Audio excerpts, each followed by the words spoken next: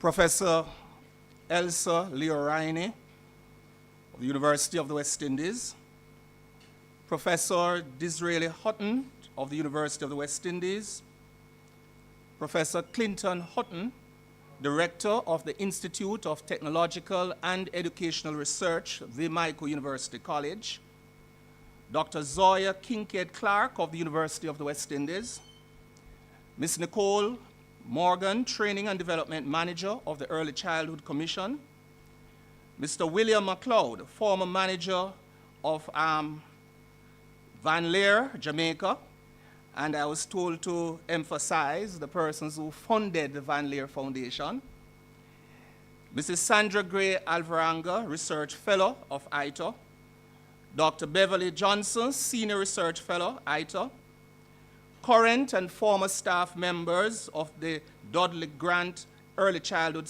Resource Center, other specially invited guests, staff and students of the MICO, good morning and welcome to the 4th Annual Early Childhood Education Conference hosted by the MICO University College. I begin with a statement made recently by Governor General Sir Patrick Allen. He said that there is nothing wrong with Jamaica which cannot be fixed by what is right about Jamaica. This conference serves to remind us of what is right about Jamaica, a country in which ordinary citizens recognize the importance of early childhood education and have invested in the process. I want to especially thank the Institute of Technological and Educational Research, ITER, for staging this event as we seek to respond to the socio-cultural dynamics of an evolving education landscape.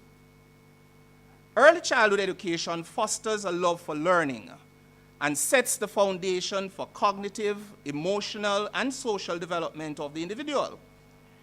These results are manifested at all other levels of the education system, primary, secondary, and tertiary.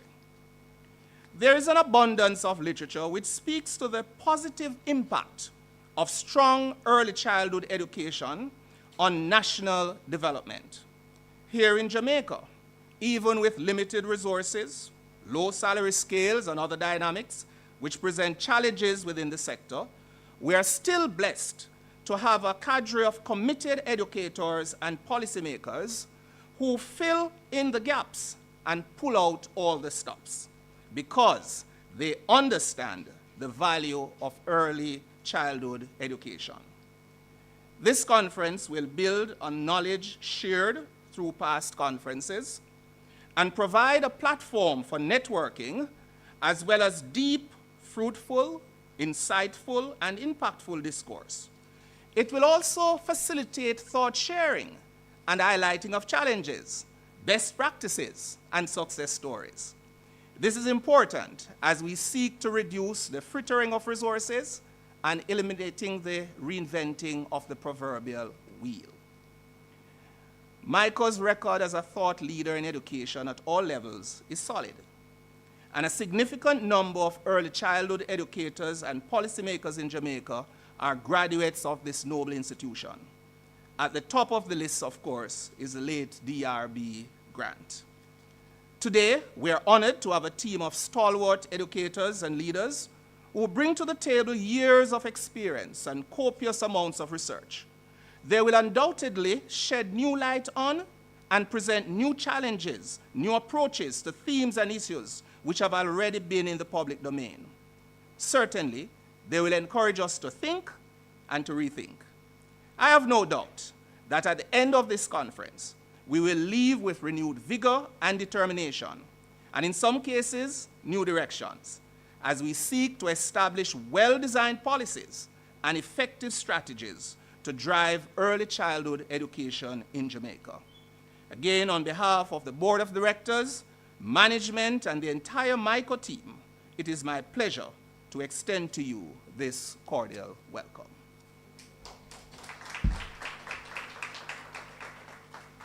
Before I invite Dr. Beverly Johnson, Senior Research Fellow of ITER, to lead the first session, we'll be graced with an item. We have with us, ladies and gentlemen, our young friends, Roshani, Daisy, and Emmanuel. They are grade 3 students at the MICO practicing primary and junior high school, and they're accompanied by their teacher, Mrs. Jolly Smith. Let us welcome these students.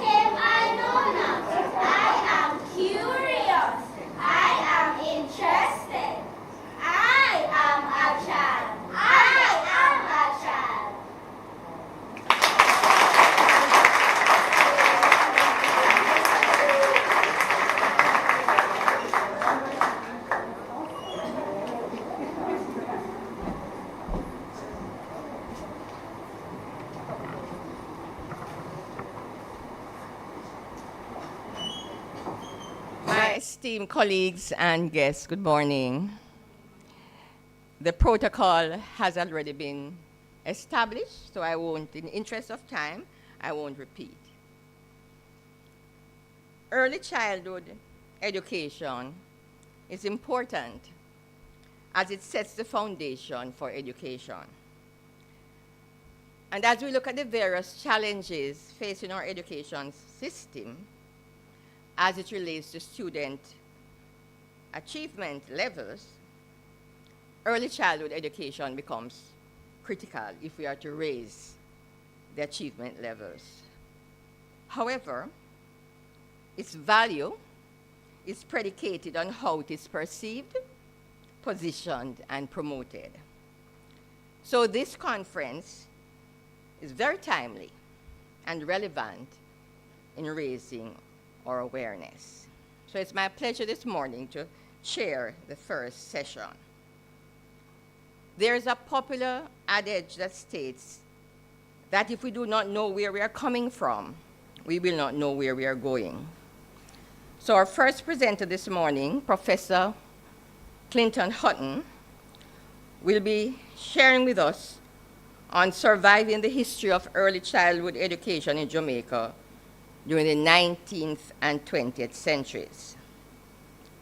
Now, Professor Clinton Hutton, CD, PhD, is the director of the Institute of Technological and Educational Research, coined ITER, at the Jamaica University College, and a distinguished scholar at the P.J. Patterson Center for African Caribbean Advocacy at the University of the West Indies, Mona.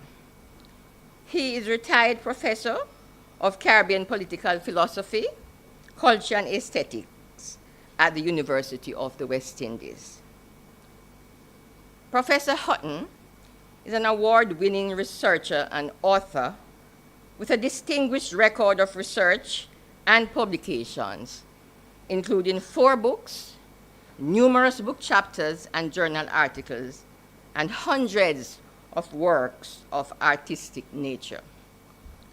Professor Hutton has made over 100 conference presentations and has initiated and organized many conferences, symposia, and research projects.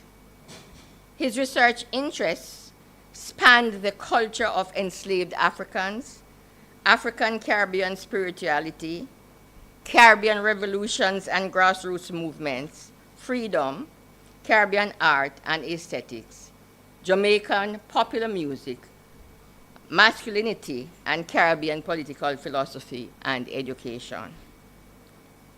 He has lectured on Caribbean philosophy, including Garveyism, culture, aesthetics, and spirituality, among others. He was nationally recognized and made Commander of the Order of Distinction, CD, for his contribution to culture and education.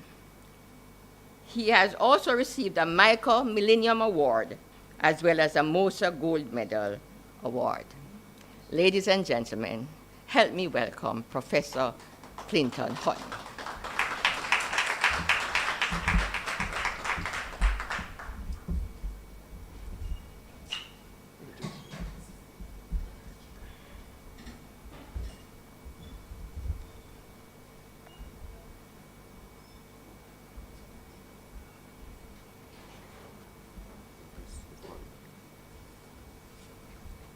Yeah.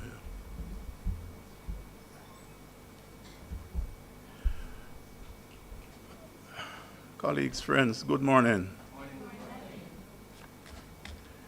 I'm a bit embarrassed. That thing was a long time thing ago, and the one for this was something so. I really don't. All right. We want to do a little survey of the history of early childhood education in Jamaica. And there are some slides there. The first one is really of my first teacher, basic school teacher. Taught me to write at age 3 when I was held my hand, moved the thing so, and I am going so. I still remember that movement. I am going so, and she's going so. Right? So, and then her family left the community of Jericho in Hanover where we lived. And I saw her for the first time from I was 3 years old, 50 odd years after. And I went straight to her and hugged her. Right? Never forgot her at all. Right? That's her there. And but Bogle will look there because in the history of education, early childhood education in Jamaica, Bogle established and opened a chapel in Stony Gut in 1864. And the church, the Native Baptist Church, was also an infant school. It was a schoolhouse, right, down in Stonygut. The steps of the chapel is what remains of it after it was burnt down. And I went there, and the community organized basic school children from all around the area, along with a few primary school students, but it was a basic school thing in Stonygut to talk about Stonygut and Paul Bogle and the community. Huh? Okay. Now, we have to look at the history of early childhood education as to some moments in that history. One is before slavery was abolished. Before slavery was abolished in 1838, there were a very few estates that allowed English denominations to teach.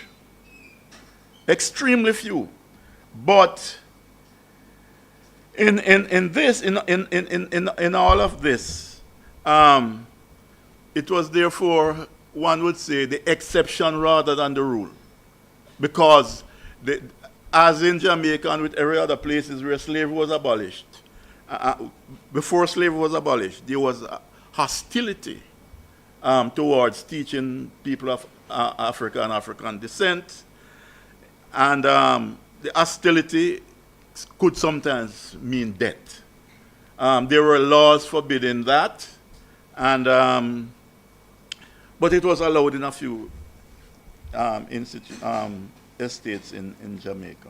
And so we will begin there. We'll begin there because the people who taught some of these children actually wrote about their experience. And they were teaching children below 6 years old because children above that, 6 and above, were for the workforce. And so they taught children under 6. What in Jamaica they call the Pickaninny gangs was 6 and above, right? Working in the cane field and so on, right? And so for example, one Hope M. Waddle talk about his experience in a community near Montego Bay, on an estate near Montego Bay in St. James, where they taught some children. So he said, for example, 5 days a week, I visited the surrounding estates to teach the Negroes of their at their shell blow or dinner time, when their hour and a half was made 2 hours. At the same time, Mrs. Waddell took the children of Cornwall under instruction in a series of classes. From 10 o'clock till 3, the merry little voices of the little blackies resounded through the house of at their lessons. And sometimes the incessant ABC shouted at the stretch of their lungs was deafening. At night, from 7 till 9 o'clock, our house was again filled by old and young. The former, I taught in one room, and the latter, my wife, in another. Working boys and girls who could not come during the day. Right? So we see that during slavery. At emancipation and the period that they call apprenticeship, what we have seen is that some of these missionaries also were involved in teaching infants, right? So that, for example, infant schools for children under 6 years of age, all of whom had been made free by the Emancipation Act, were formed and conducted by the wives of these ministers of the missionaries at their various dwellings. right? And of course, we talk about Bogle already. I can't go through all of these details, but we talk about the school at in Stony Gut. And it's important to talk about the schools in Stony Gut because I dare to say that basic school in Jamaica during that period up into the 19th century, up into my time when I was in the 60s, when I was going to basic school, that it was especially women, attached and unattached to the churches, who were responsible for setting up on their verandas, in their yards, in a shed, these schools. Of course, the other set of people were those much more associated with the church that had better buildings, but I would say that basic school education and early childhood education was really rooted in ordinary people, women who came out of slavery from that time until this time. And of course, they formed the foundation, therefore, of the early childhood education in Jamaica. Right? The youngest person, leader of the Paul Bogle political movement in St. Thomas in the 1860s, James McLaren, actually went to a basic school in Morant Bay.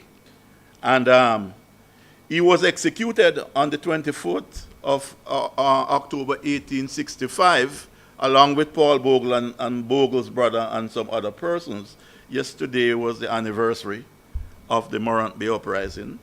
And one of the things he said, that he was being killed because he could read and write. He was Paul Bogle's secretary. He began at a basic school in Morant Bay. Right? Okay. So let us move from there. And the history is a bit longer than that. We don't have the time to go through that. But what we do, we plan to make the presentations to have them edited properly and to publish them in the Micro Journal of Education, a special issue, right? So there are many things that I will not be able to go through because of time. Now, coming into the 20th century, we have three persons who were instrumental in taking and giving some coherence and intellectual grounding to early childhood education in Jamaica. The first one is Reverend Henry Ward, who graduated from this institution. And there's an image of him there. In fact, he lived a long time. I think he lived to over 100, if I'm not mistaken. And he was able to set up some schools. They call them play schools at the time. And that's not a bad name. But the name was later changed to basic schools and so on, right? But in his time, he set up some play schools and he used his influence on the education board, not just to set up the first play school somewhere in St. Mary, but also to set them up across Jamaica, right? And these play schools, the name was later changed to basic school and so on. But basic school was a name that was there long before. But the play school concept is important because education for children, if you know them and you have your own children, you will know that the thing becomes a game. Play. And then if you can get all of those children to also play the teacher, that's when you know that something is happening. If you have children and deal with them, their potential, their mental potential, and the magic of education is so important.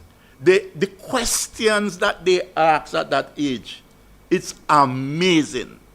And therefore what Ward was doing was setting up an all-island set of institutions of the basic school, for basic school or early childhood education. Then after him, we have this man, and I won't say much at all about him, D.R.B. Grant, Dudley Grant. One of the things that he actually did was to set up teacher training for basic school children. This is very, very important. You are now training, because before that, the emphasis was first and foremost on elementary education, primary school education, secondary school education, right? But he started setting up on his own, privately, training facility for teachers, and then took it much further than that. And, I have 4 more minutes? Oh, that's great. I thought I have, so I'm good. So we have persons here who will be talking about D.R.B. Grant and really waiting to hear their stories, because this man should be celebrated. We should have a statue or paintings, and I pledge to do the painting of him, right, at this place. The next person is Marjorie Saunders, a very, very important Jamaican woman.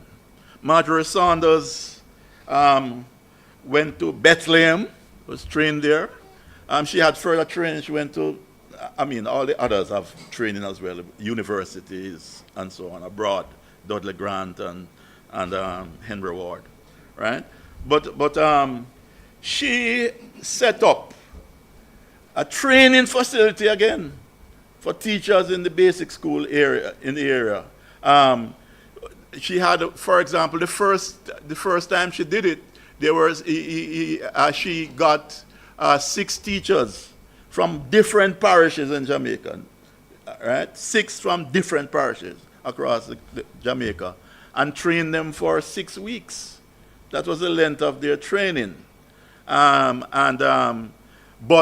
nonetheless, played a very important role in signaling the direction that training for basic school teachers should be as important as training for primary school and secondary school and university teachers. It's very important. And she played a critical role in that as well. Coronal was established in the 1920s, and at a point in time, they actually had training for kindergarten teachers at Coronal in St. Mary, right?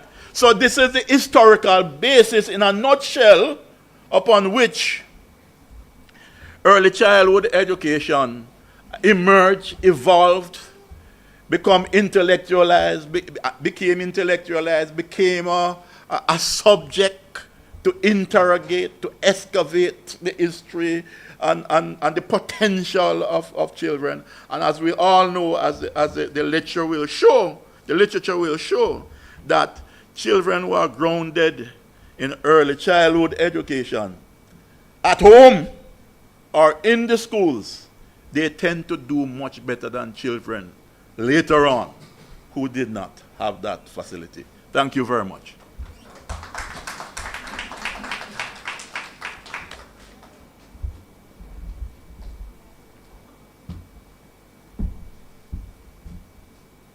Our second presenter, Ms. Nicole Morgan, Training and Development Manager at the Early Childhood Commission, will be looking at the evolution of early childhood sector in Jamaica.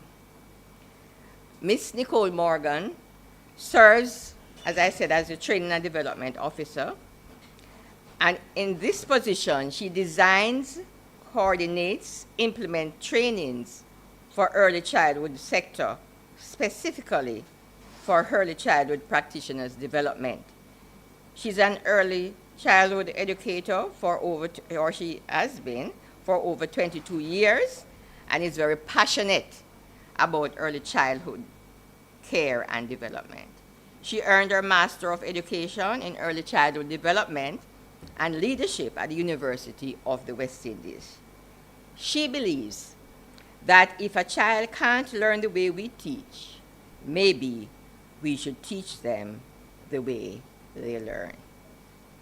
Ignacio Estrada. I hope I made that pronunciation right. Ms. Nicole Morgan.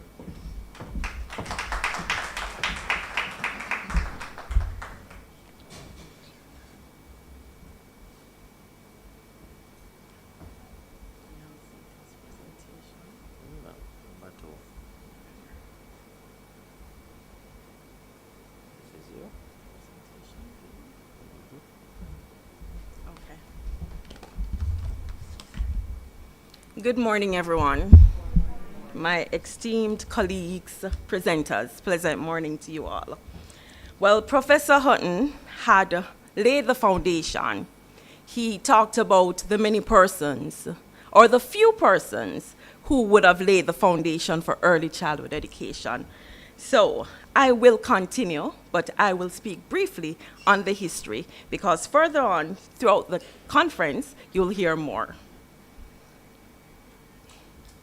As I said, I'll speak briefly on the history of early childhood development.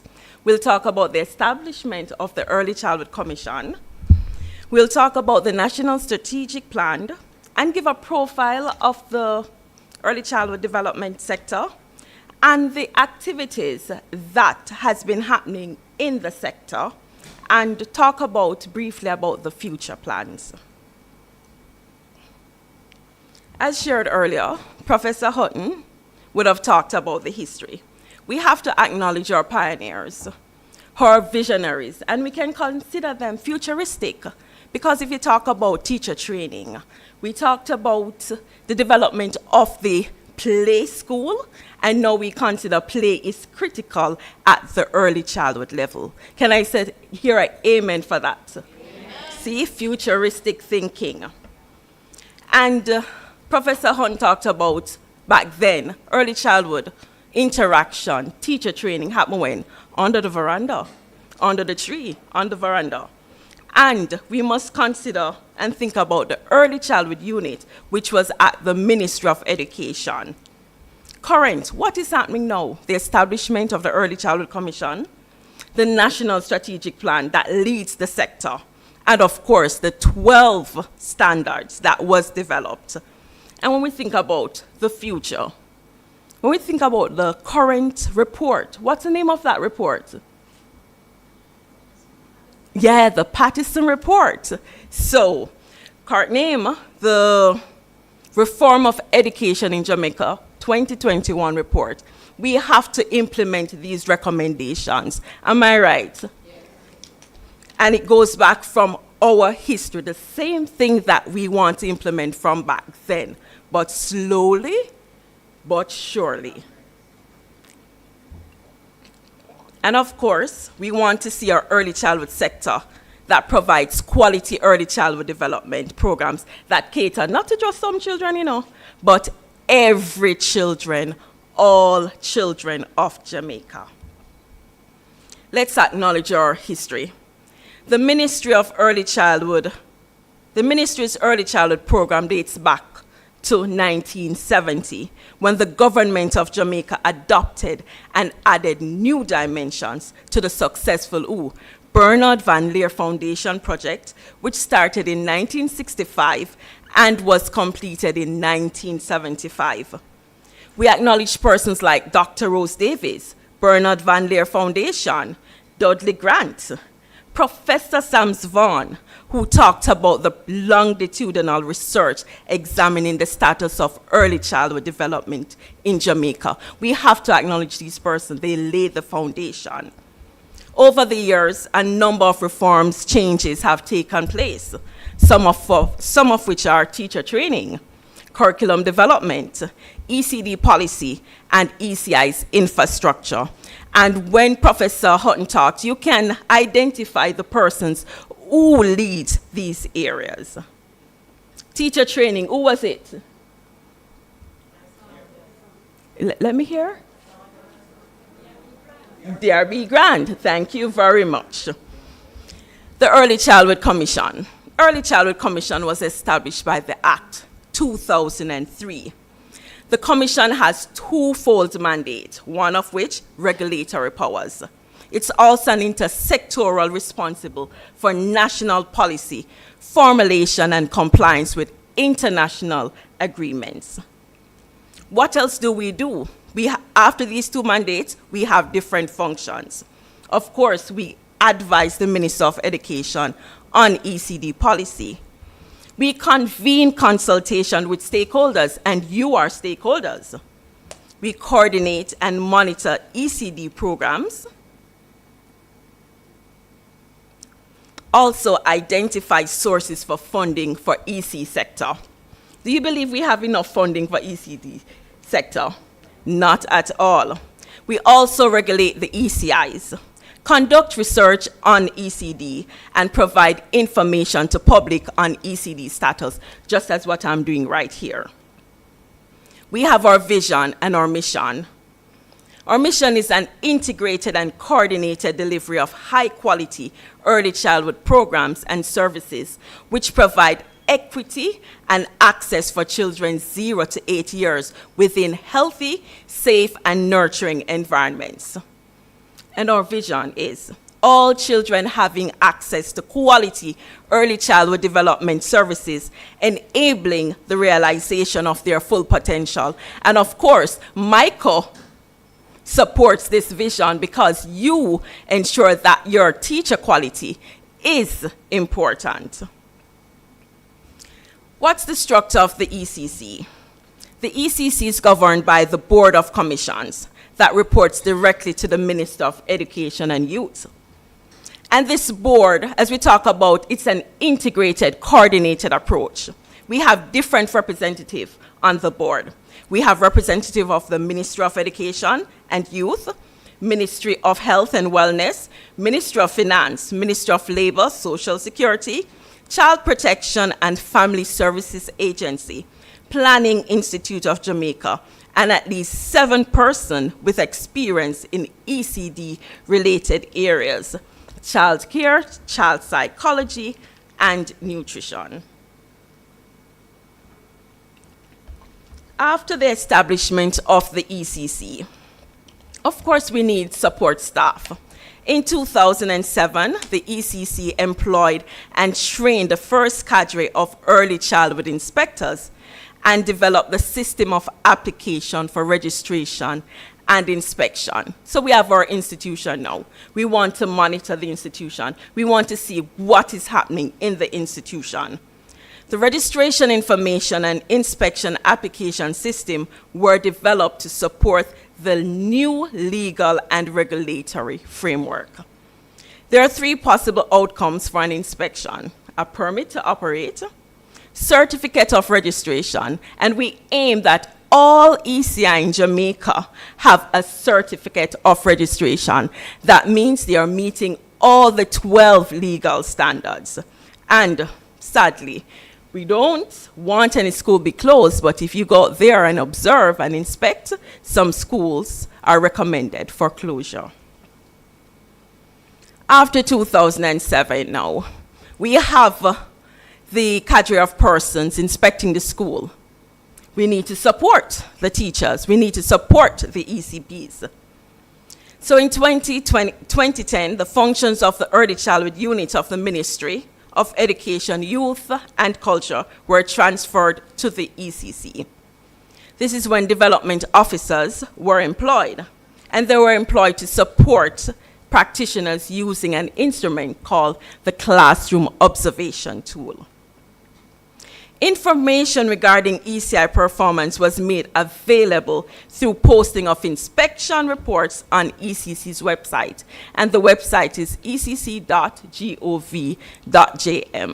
So as parents, if you want to know what is happening at your institution, all you need to do is go on the website and find that inspection report.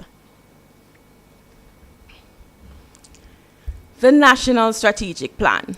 We are planning, we talk about the history, the futuristic persons who would have aided and contributed to the development of early childhood. They had a plan. So the ECC is mandated to develop or continue that plan, that vision that they had from before, but to focus on a 5-year plan each year that takes in consideration all areas of early childhood development. The plan followed a life cycle approach, impacting the child from conception to primary level. From 2008, we have developed 4 national strategic plan.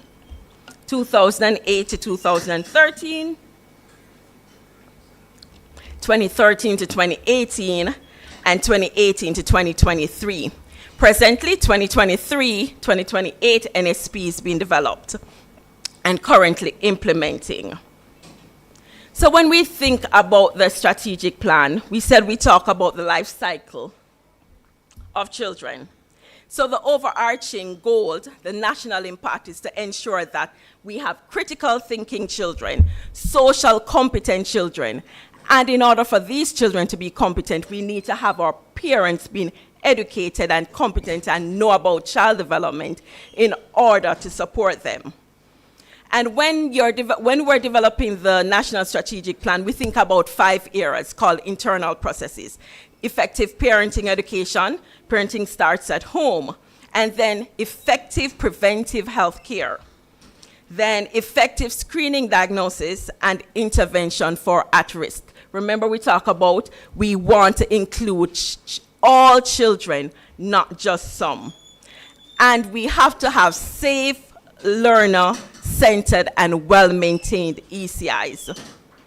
And going back to history, we need to have teachers who are delivering the curriculum effectively, trained, qualified teachers. The profile of our sector, and I've been shown that I have a couple minutes left, 2 more minutes. So the profile, we have over 107,000 children, 337 children enrolled in ECIs. And of that, 4,286 is enrolled in the 0 to 2 classrooms, and the difference for the older children. This represents 4.2% of the country's 0 to 2 population and 71.5% of the 3 to 6 years old. When we look, how many schools we have? Over 2,400 ECIs. So you see, everywhere the church, we have an ECI. If you turn around the corner, there is a basic school, a play school. And in those 2,411 ECIs, there are over 11,000 early childhood practitioners.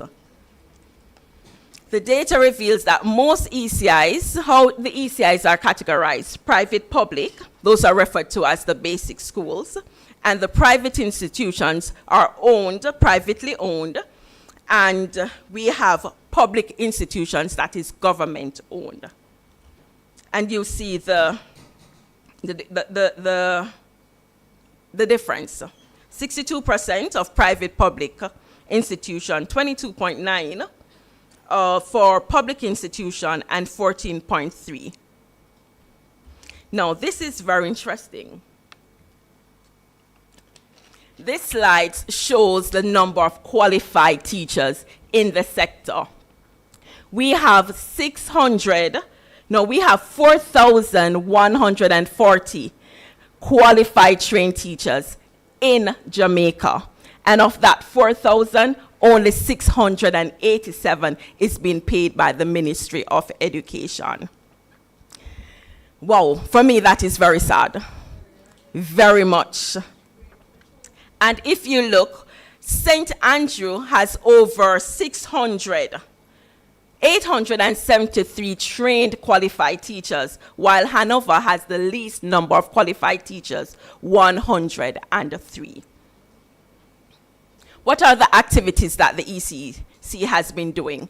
We want to execute these activities that are related to our national strategic plan. Everything that was recommended from the Patterson report, we intend to implement. We have capacity building activities, programs for ECIs and ECPs. We continue the training that was set, curriculum support training. We have our annual Professional Development Institute, and of course, we have our annual ECC's Play Day. See, we're going back to Play School Day? Yes. And parenting, as you see, an overarching impact is supporting parents. We have a lot of parenting programs. These include ECC Read for the Corner, Community Flex, Community Walk and Talk, Parenting Webinar, Parenting Plays, Parent Play Sessions. Parent Plays Sessions, yes. And we continue to review the early childhood curriculum, developing the ECD policy. We just celebrated our 20th anniversary, and last year, 2022, was proclaimed as the year of early childhood development. And critical, we want to include all children, the implementation of the Jamaica School Readiness Assessment. And of this suite of assessment, we continue supporting the parents. We have the Family Support Screening Tool, and we have the second level screening tool, Ages and Stages Questionnaire. We also develop an early screening and referral pathway strategy so we can guide the parents of the different avenues to send the children who need additional support and intervention. And of course, we want to increase the number of special needs schools, inclusive schools, through the ECC Legacy Project. And our plans: continue implementing the recommendations, ensure that the early childhood sector provides quality ECD programs that cater to all children in Jamaica. Thank you.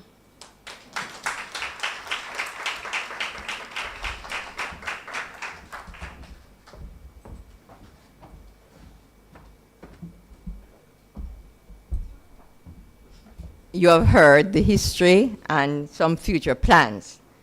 So our third presenter, Professor Disraeli Hutton, will be coming to us and talking on the radical overhauling of the basic schools, because we realize that we know the Early Childhood Commission has been doing some work, and he's going to look at the basis for realizing the sure transformation of the education system. Now, Professor Disraeli Hutton has a long and illustrious career, but in brief, he has a distinguished record of scholarly research and publications. And by the way, he's a past Myconian. And both professors are past Myconians. And very interested in TVET.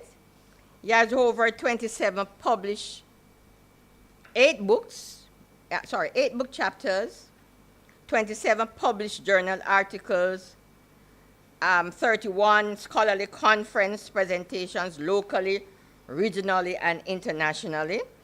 And he's somebody who is sought after because of his acumen. And so we want to welcome in a very special way Professor Disraeli Hutton.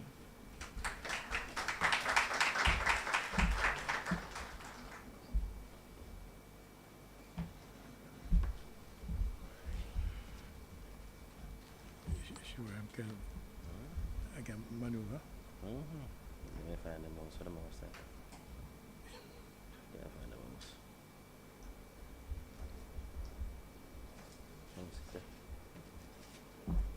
This is you.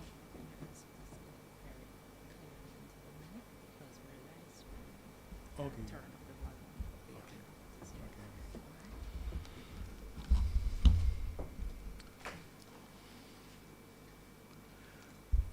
Morning, everyone. I'm glad to be here with you.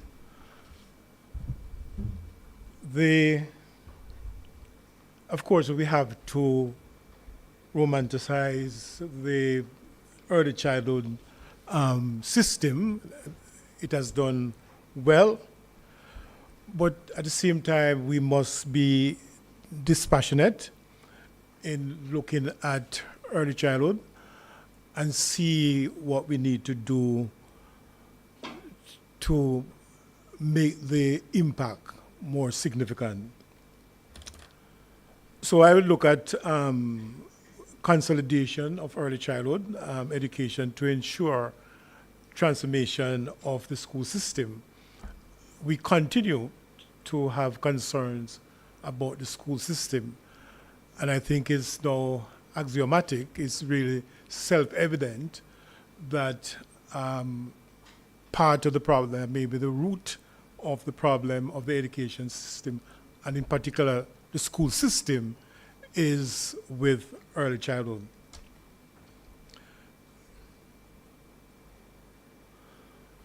My presentation is essentially informed by the National Education Sector Plan.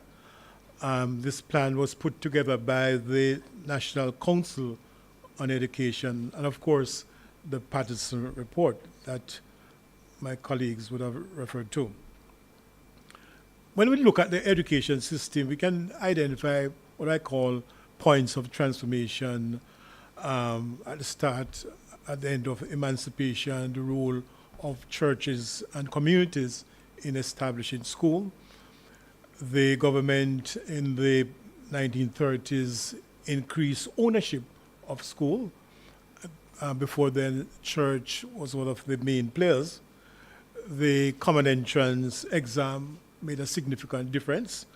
Doubling enrollment in secondary schools, that happened in the 60s. Free education, primary and tertiary level in the 70s. And of course, we look 2004 task force reform on the education system. And those interventions made what I call significant impact on the education system. At the early childhood level, we had the subvention, and a colleague had made reference to some of these in the 1940s, where they were looking at the communities and basic school and see how they could be improved in terms of the facilities, salary subsidies, the code of regulation, and others. But most importantly for me is the creation of 3 types of early childhood facilities. The public schools, these are essentially infant schools. The private and public, these were essentially the basic schools, and the private, which would be the schools, the prep schools and similar schools. And importantly, 60% of the students, and even as we speak, 60% of the students are in basic school. And so we really need to look carefully and see what we have to do to make a dramatic change. And overall, when we look at the education system, after 185 years since emancipation, and you look carefully, look at the Patterson report and other reports, our students, our learners are performing less than 50%. Less than 50% of learners are performing in accordance with established standards. If you look at the Asian countries, it's 80%. So after 185 years, why are we here? And that is something that we need to interrogate, and at least I'm going to start to shine some light on this. But what about our children? I think it was Hicklin who made a remark that 40% of us have serious mental problems. So is it that? Is it that our children have these types of problems? The data doesn't suggest that, though. When I look at the Patterson report and the Jamaica School Readiness Assessment over a 3-year period, 2017 to 2019, 67% of the students demonstrate no developmental problems. 19%, only one problem. And overall, looking at these students, only 7.5% show signs of serious learning problems. So over 90% of our youngsters, our students are ready to learn. So we cannot continue to talk about they're fool and they have all kinds of problems. It's not so. And so we need to find the problem and address the problem. And of course, they are numerous. And I would also acknowledge that much is being done in terms of addressing some of the concerns of basic school. Learning environment, and this is where I want to focus my thing, learning environment, and look at the Patterson report. So I'm relying my presentation on the data that is available. 50% of these schools have not been able to meet at least 50% of the standards for certifications. Those standards that were spoken to early on, 50%. So something is radically wrong. If we have so many schools and 50% really are in a state that they won't be able to meet those standards.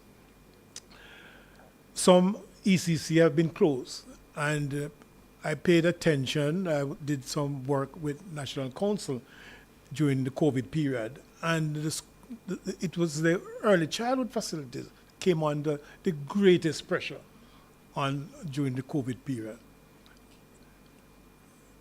In terms of paying teachers, in terms of opening these schools, and many of these schools were closed. The question is, what is the state of many of our early childhood facilities, especially our basic schools? That research must be done, because I can say for sure that many of them remain closed after COVID-19. But here is a statement that is of interest from the Patterson report.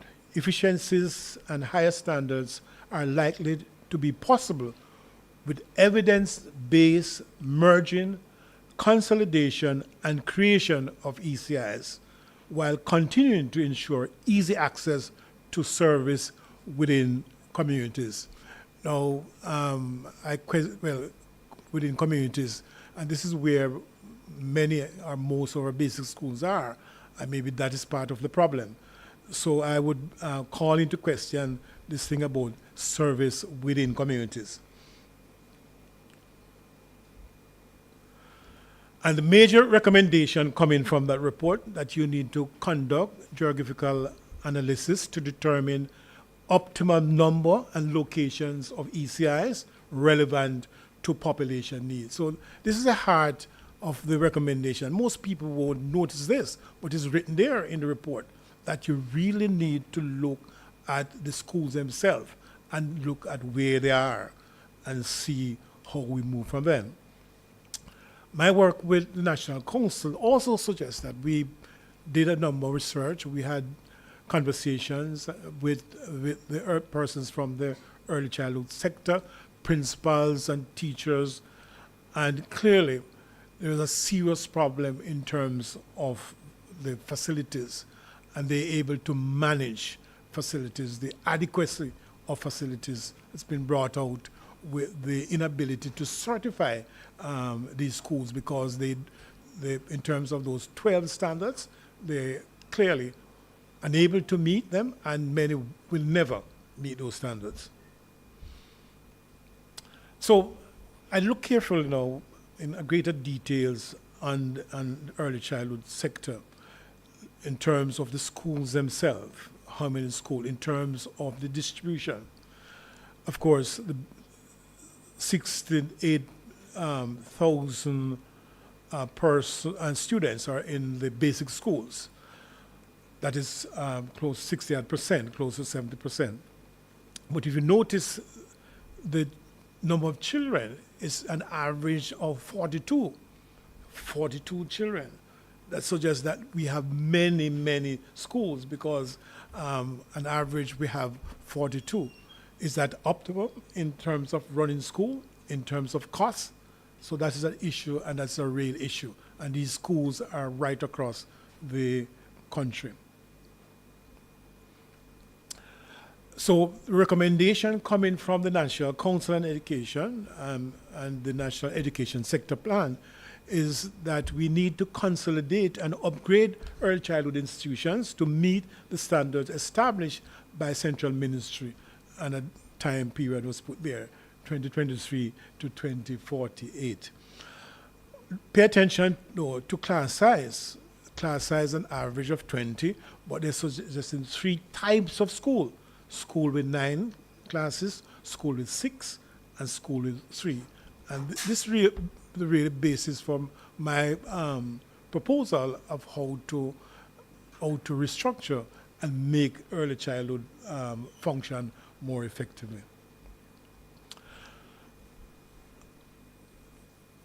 When we look, and here's part of my proposal in terms of consolidation, and I just want to look at basic school, if you can see it. 68,000 students. My recommendation is that we could have 2 school types, those with 9 classroom and those with 6 classroom. And if we look at the number of schools, our institutions, 1,646, we could reduce dramatically the number of facilities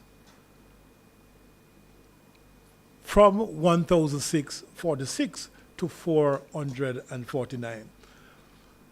When we reduce and target the location, we are going to become much more efficient in delivering the curriculum. So all the good things that have been done in terms of teaching, in terms of techniques and methodology, would be much more effective if we can focus on less number of schools and have the best of our teachers and the best of the facilities.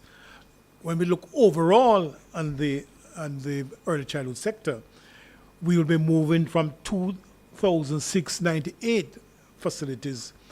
Applying the principle, we'll be establishing 628 schools. Again, the issue of efficiency come into play, and of course, we'll have to do the research to see where the population, where our children are in terms of those youngsters, so that when we put these facilities in place, we have children to actually attend them. And cost, the cost is going to be enormous. So based on those figures, the estimated cost for building new facilities and upgrading existing one is $53 billion, not American dollars, no, Jamaican dollars. What is required of the education system to implement this recommendation? Of course, we need to conduct a survey to determine population centers. One of the things we know is that our population over the next 20 years is going to decrease. It has started already. We are having less children, and of course you go to communities and you feel that, oh, it's not a reflection of Jamaica. We are actually having less children now, and you can look at the data, look at common entrance. During common entrance time, we had 56,000 children. Now PEP, 37,000. So it's a clear sign of what is happening. Improve the efficiency.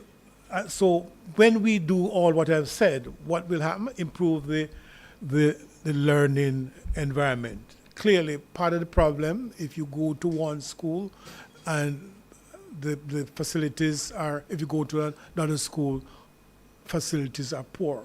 We want to standardize the facilities, and so learning will be more effective across the board. We will reduce the number of institutions overall by 77% if you apply what I suggest there. Retain and attract the best teachers. Improve equity regarding learning environment across the country. And most importantly, we're going to change the ownership relationship. So when I talk about romanticize, I am suggesting here that this ownership cannot continue. The state must play a decisive role in running these schools. And it can happen if we are determined. But as is, it's going to take us another 100 years to solve the problem. And I'm not sure that will happen if we don't look at how our students are taught and how they are distributed.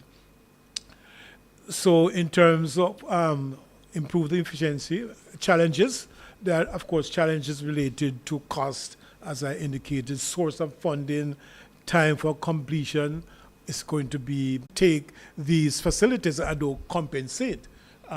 So that would be an important cost that would have to be taken into consideration. And in wrapping up, of course, there are other things that what I call other supporting measures, and that including what was mentioned already, the psychosocial state, safety, and nutritional health. These other things are important. We are doing many of those now, but with the consolidation of the facilities, continuing to do some of what we are doing now, I think we could transform the early childhood institution and system dramatically. Thank you very much.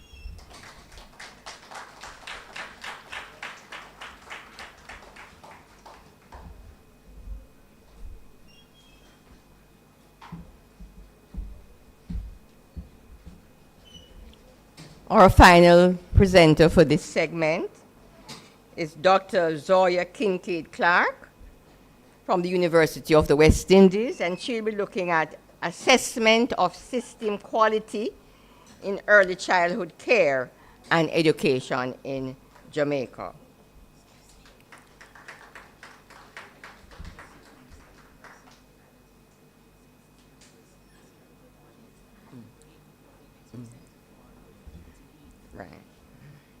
Right.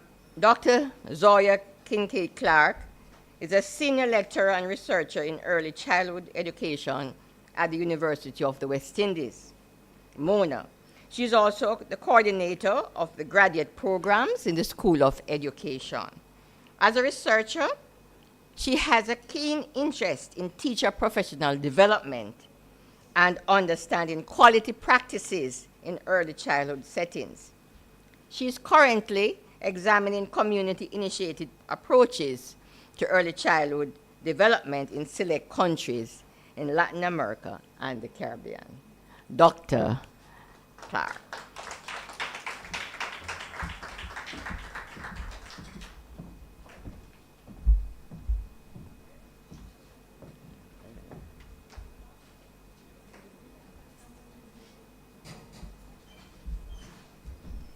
Good morning, everyone. No. One second. I'm sorry, everybody. Our set of students from the continuing studies will have to depart now for classes. So we're just going to break for 2 seconds to allow them space to leave the room. Another set of students will be joining us. So pardon us for the interruption as we contribute to their learning.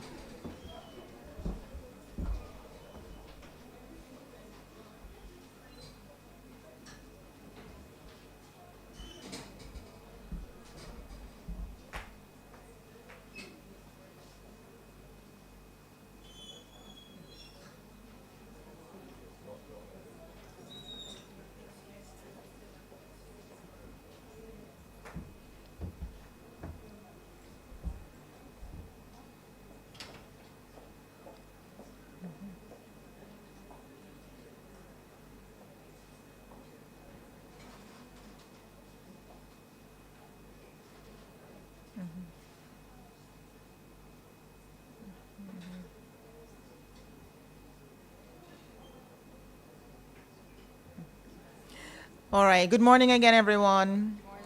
My presentation looks at system quality in early childhood care and education. System quality as we look at it, speaks to what are the range of factors that impact on what happens inside classrooms.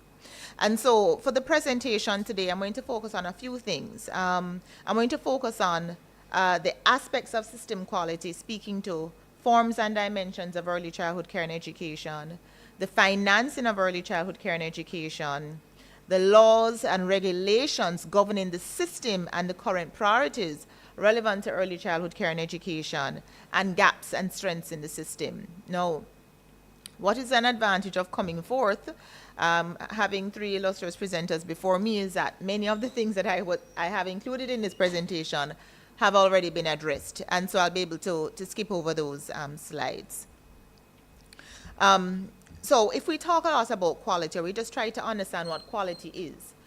We know that there are different interpretations of quality, but generally speaking, we know that there are three dominant forms of quality. There is structural quality that we're going to be talking about, process quality, and system quality that we're going to be touching on, but system quality is the predominant one we're going to focus on.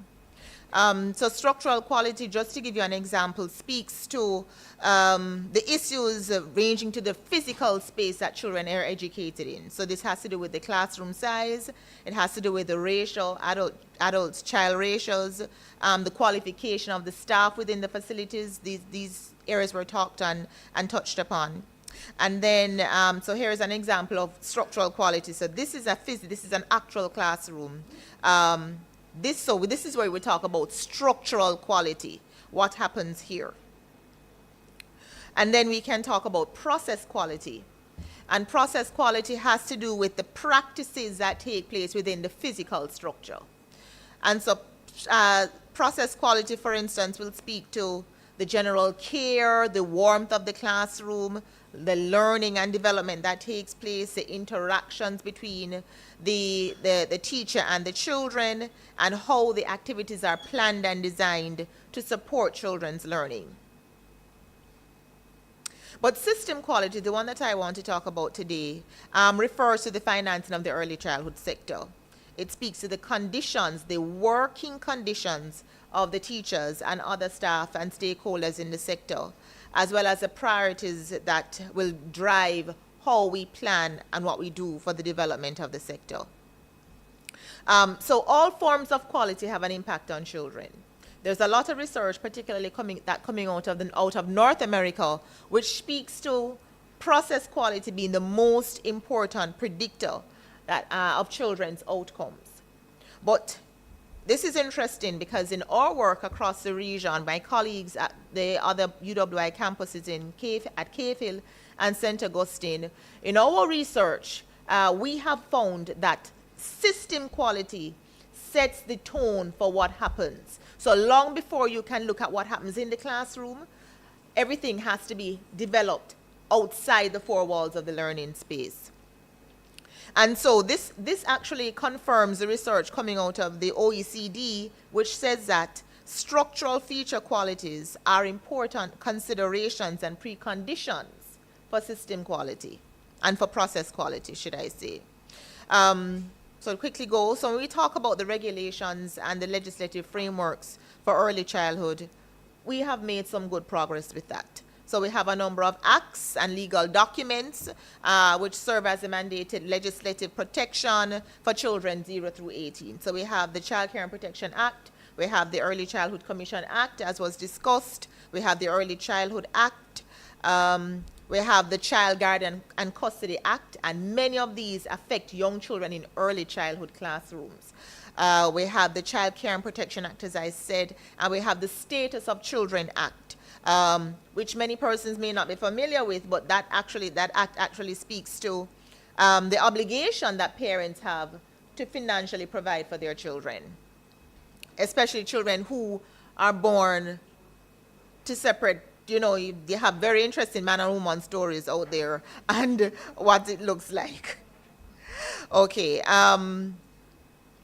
So the Child Care and Protection Act really drives and governs what we do.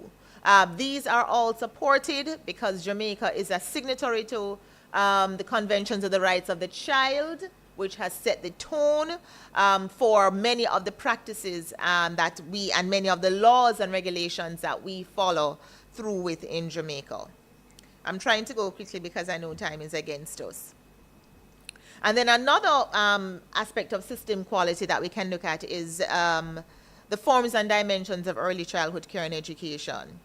Now, early childhood care and education is operated, or there's 6 different types of systems. So we have home-based care, we have center-based care, we have home care, we have basic schools, we have infant schools, and we have private kindergartens. So these are 6 different schools, 6 different settings. And the 6 different settings have 6 different kinds and operation styles. And so this is something that is interesting. So we have some children who are taken care of within the home by a family member, which is fine, which is typical. We have home-based care, which may be a center, a home that is opened up by the owner to children within the community, and that person will take care of children there. We have center-based care, which is at your daycare centers, your daycare facilities. And these 3 were previously, these 3 that I noted, home care, home-based care, and center-based, are predominantly for children under 3 years. And then when children are 3, they will enter the basic school system for some schools and the infant schools, and then you also have private kindergartens. I'm not expecting you to read this slide, but this just gives you a sense. I'm not expecting you to read it, but I have this information should anybody be interested in it, because it speaks to some of the critical issues across these 6 different settings in terms of the financing, the capacity of the stakeholders who are within these centers, who understand child development and understand the principles of child development. This is very important because this is an area that we really need supporting. The Early Childhood Commission, I don't believe you're going to people's private homes, but you may have your parent places. But what it speaks to is that we have some critical issues. So you will have a parent, for instance, who will leave a child at home with a caregiver, and the caregiver turns on the TV, turns on YouTube, and Cocomelon becomes the caregiver for the baby. And so what this does, the implications of this are far-reaching. We can talk a little bit about that. But it's very important that we look at these things because there are differences as it pertains to qualification of staff, the practitioner's understanding of child development, as I said. One of the key principles that we have built our early childhood sector on, not only in Jamaica but across the region, is that we understand that what we do with young children and how we support young children is different from what we do with primary and secondary age children. But what we see is that in many of these settings, there is no distinction in how we support children, and so that becomes a challenge. And so this is one of the factors that can perpetuate and result in children's lack of capacity and lack of preparation to transition into other sections of education. We see it playing out. 30% of children are ready to enter primary school. 30, which means, flip it away, 70% of children are not ready. There are a number of reasons that can account for that, but that gives you some insight into it. But we have some very good things. We have a high enrollment rate. This is really important, and we have to celebrate this. But the enrollment rate is not aligned with the attendance rate. Attendance rates. So we have children who are registered. Every parent will go and register the child to go to the crèche, but then how often does that child go to the crèche? And so you will see some children, we have attendance rates in some schools of 60%. We have some schools 30%. We have some schools 40%. And so this speaks to one of the dimensions that will need to be looked at. I'm going to just skip over, but we have some very solid programs that we can expand and that we can reestablish. We have very good programs. We are not short of ideas here in Jamaica, I tell you that. The ideas are here. So the Roving Caregivers program, in my work across the region. If you go to St. Lucia, the Roving Caregivers Program is thriving. If you go to Belize, the Roving Caregivers Program is thriving. Not so much here in Jamaica again. Reach Up and Learn. Reach Up and Learn as a program that was designed and developed here in Jamaica that is now being used in other countries across the globe. India, China, the United States, Chile. The government of Chile took that program that was designed here in Jamaica and legislated it, and it is now a part of that government, that system. And so so we are not short of ideas, and it just speaks to how we finance this, which I'm going to talk a little bit about. So if we look at this, I know that Ms. Morgan touched on this. I'm not going to go into this, as I said, because we have quite a lot of overlapping. But we have a challenge because less than 40% of the teachers we have working with young children are trained. Less than 40%. Heart Trust is the largest trainer of teachers. More teachers, more early childhood practitioners graduate from heart training programs than any of the teachers' colleges.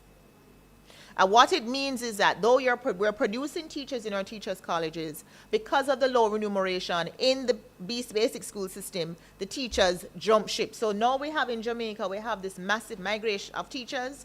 We have long experience that in the early childhood setting, because teachers have always been migrating to the government schools, to infant schools, and now they have an opportunity to go overseas as well. And so there's a heavy preference to place the trained teachers that we have to work with the older children in the basic schools. However, the children 0 to 2 are often ones who struggle because they're in a very sensitive period of development, and many times the practitioners who work with them are not trained. And if you know about the first 1,000 days of life, you understand the importance as it pertains to brain development. You will see that it is the children who are in this period of optimum development really deserve to have access to highly qualified and trained practitioners, the best teachers who can make a difference so they can take advantage of their early care and educational experiences. Not going to go into this because I know Ms. Morgan touched on this already. But I want to really touch a little bit more on the financing of early childhood care and education. So this is a challenge we face, not only in Jamaica, but many other countries in the region.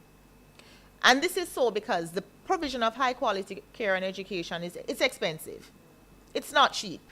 The younger children are, the more expensive they are. Just think about it in terms of what it takes to take care of them. And you need that. So it's really important that we look at things like that.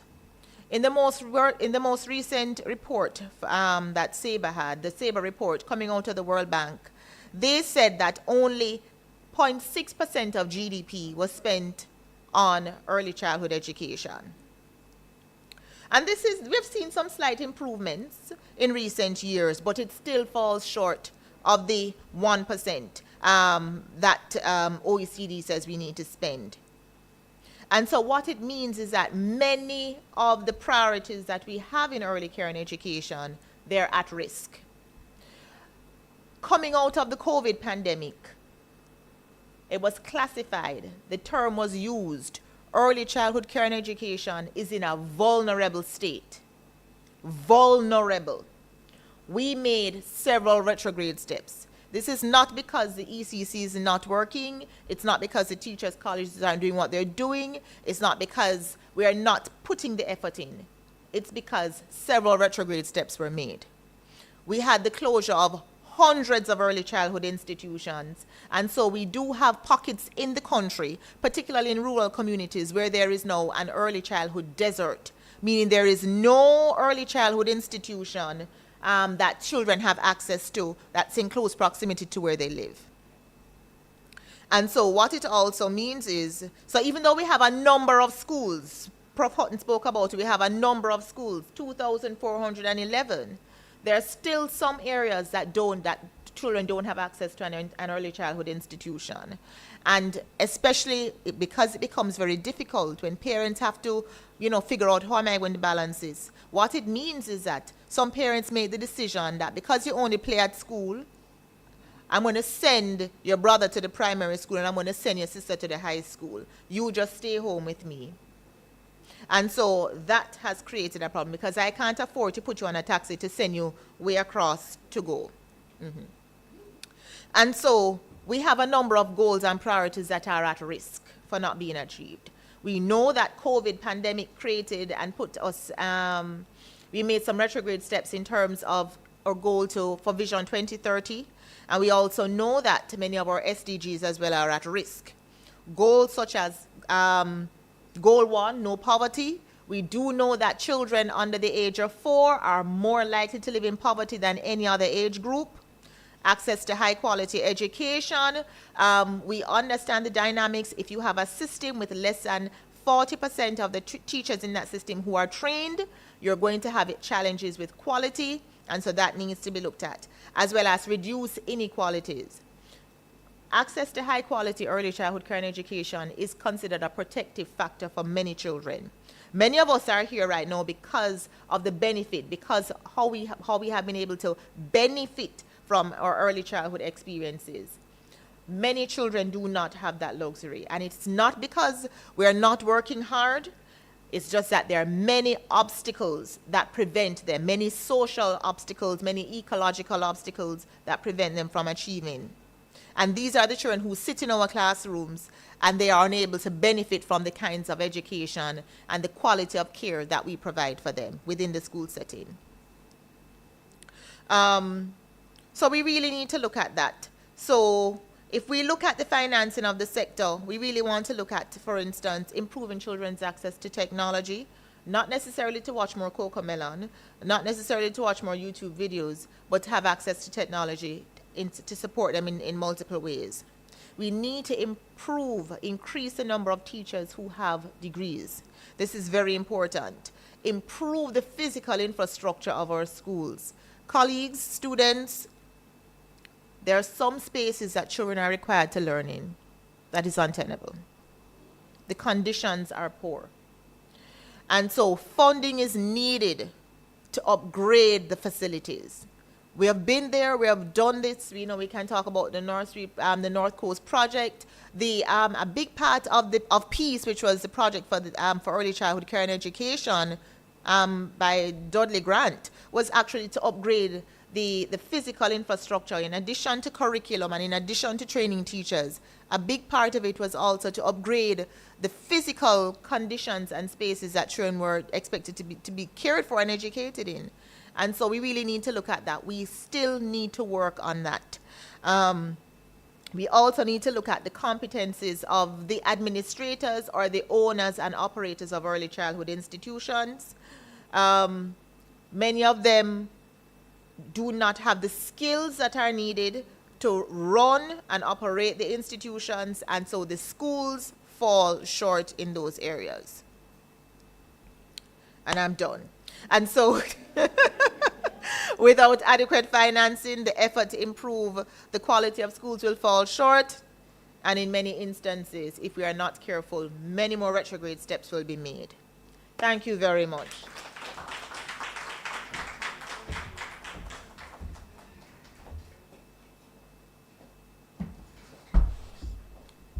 We want to thank our illustrious presenters for having fed us.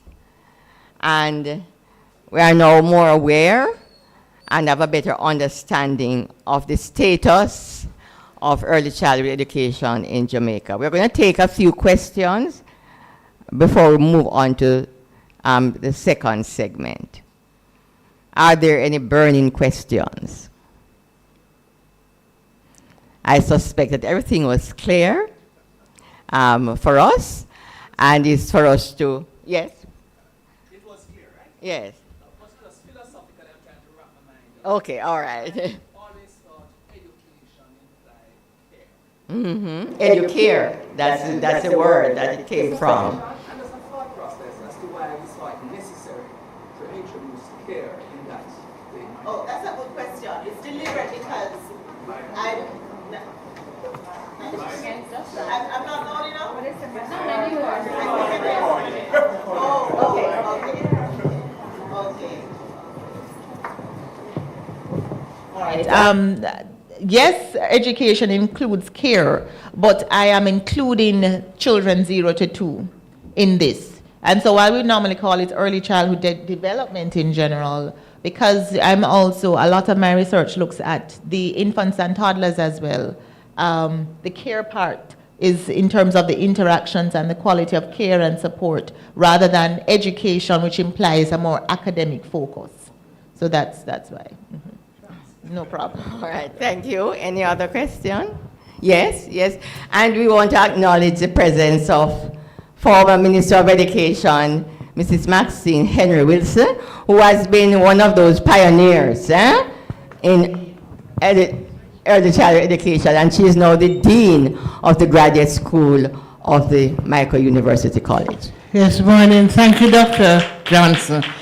I listened with interest to Professor Elder Hutton, and your views about consolidation. And you know that has been an item on the agenda forever.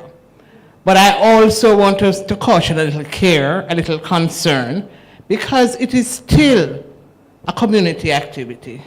And many of those children can't travel far. And so even as we consolidate, let us remember the underlying philosophy of our early childhood sector. And I don't think we should abandon it just for efficiency, because the efficiency may lead to grave problems. We don't have a proper rural bus system. We don't have a proper infrastructure. Even as we move the children around, let us remember that they have their own peculiarities, and we have to pay that some attention. So I'm all for efficiency, all for consolidation, but we have tried it. Remember, we converted some of the infant schools into what could be basically basic schools. But children don't come to school too far. Mommy can't take them there. They have to walk to school. So that just is a little concern I have. Anybody else? Comments or questions? All right. So we are going to segue right into part 2, which is we should be looking at contributions of DRB grant to early childhood education. And the chair for that segment is no other than our Professor Ying.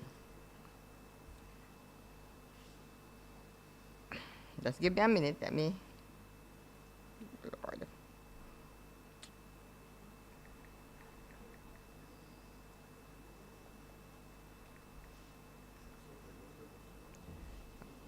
Oh boy. Just give me a minute, I'm trying to navigate something.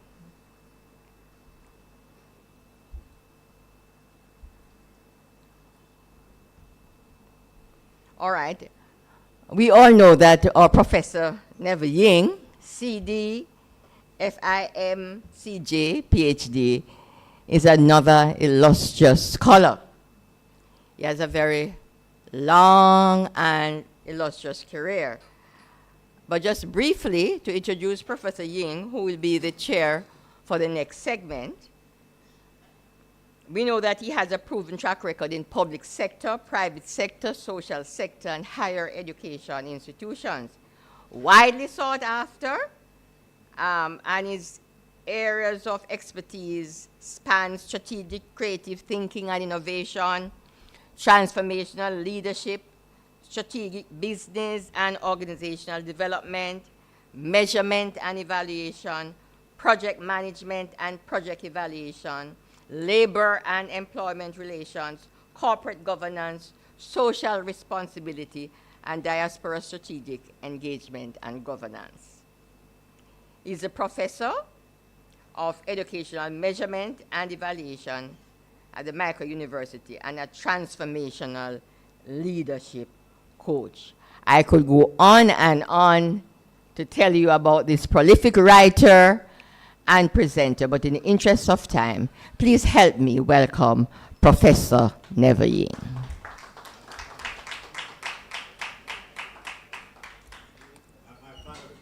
And the panelists, and he will introduce the panelists.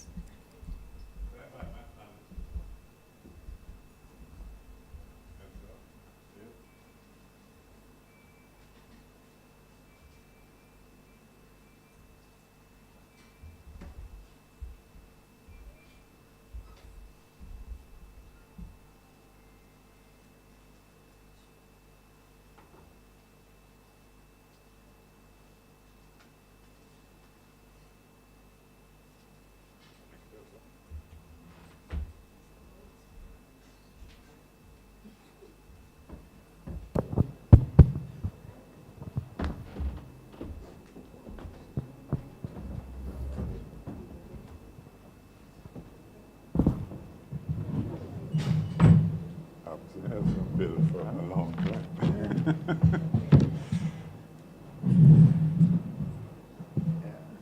I'm sure you're all right. Yep, you're not here. I said, I've seen both of you for a long time. Earl not coming? Never? Is Earl coming? Never? Earl coming? No. Good thing we have a little less, a little more time. Can I use a podium instead of?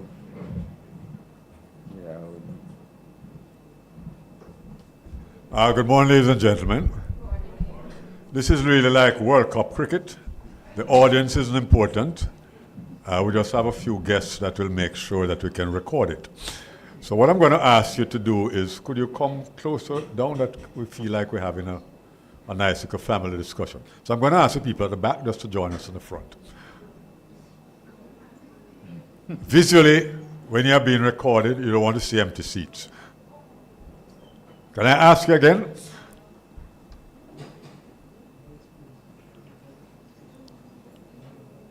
The persons from ITER, can I encourage the people at the back to come up?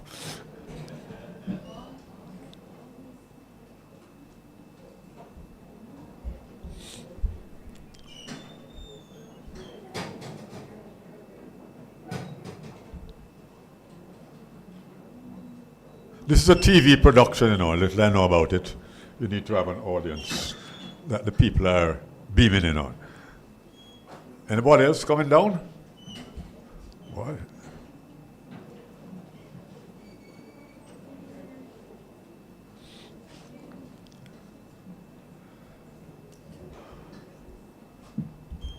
Well, it's my pleasure to be here this morning to join the Micro University College in this very important discussion on early childhood education. One remark I would make before getting into the presentations by the panelists is that the reason why Bill McLeod is here is that DRB grant focused on getting financing for early childhood education. That was his first thing. And so Bill is going to speak about how the Van Leer Foundation financially sponsored the work of the DRB grant. So Dr. Kincaid was talking about financing. So first of all, you have the wrong audience here this morning. Because when you're talking about money, I must be looking at money people in the audience. And I'm quite serious about that. If you look across the road, you'll see a building called the Overseas Exams Commission building. It's a state-of-the-art building. How did it come about? When I became chairman, my first order of business was to make that organization financially self-sufficient. Maxine Henry Wilson is here. Where's Maxine? I heard her speak a while ago. Well, Maxine, remember that you were responsible for changing it from a committee to a commission when you were Minister of Education. So what I'm saying, ladies and gentlemen, before we get into really the theory and all that of early childhood education and all that, education is an area that needs financing. And you are competing with early childhood, primary, secondary, and tertiary. Everybody has a reason why they should get the largest share of the pie. So there's no use to sit and preach at them. You have to have a conference where the money people are present. When I went to the STEM conference in July, in the first 3 rows at that conference were private sector people that were bringing money to the table. And it was Michael who put it on. So I wanted to start on that note, because all we're saying here, really, if you don't have money to do it, forget it. So let me congratulate you for putting on a conference, and secondly, congratulate you for including on the session the contributions of Dudley Grant.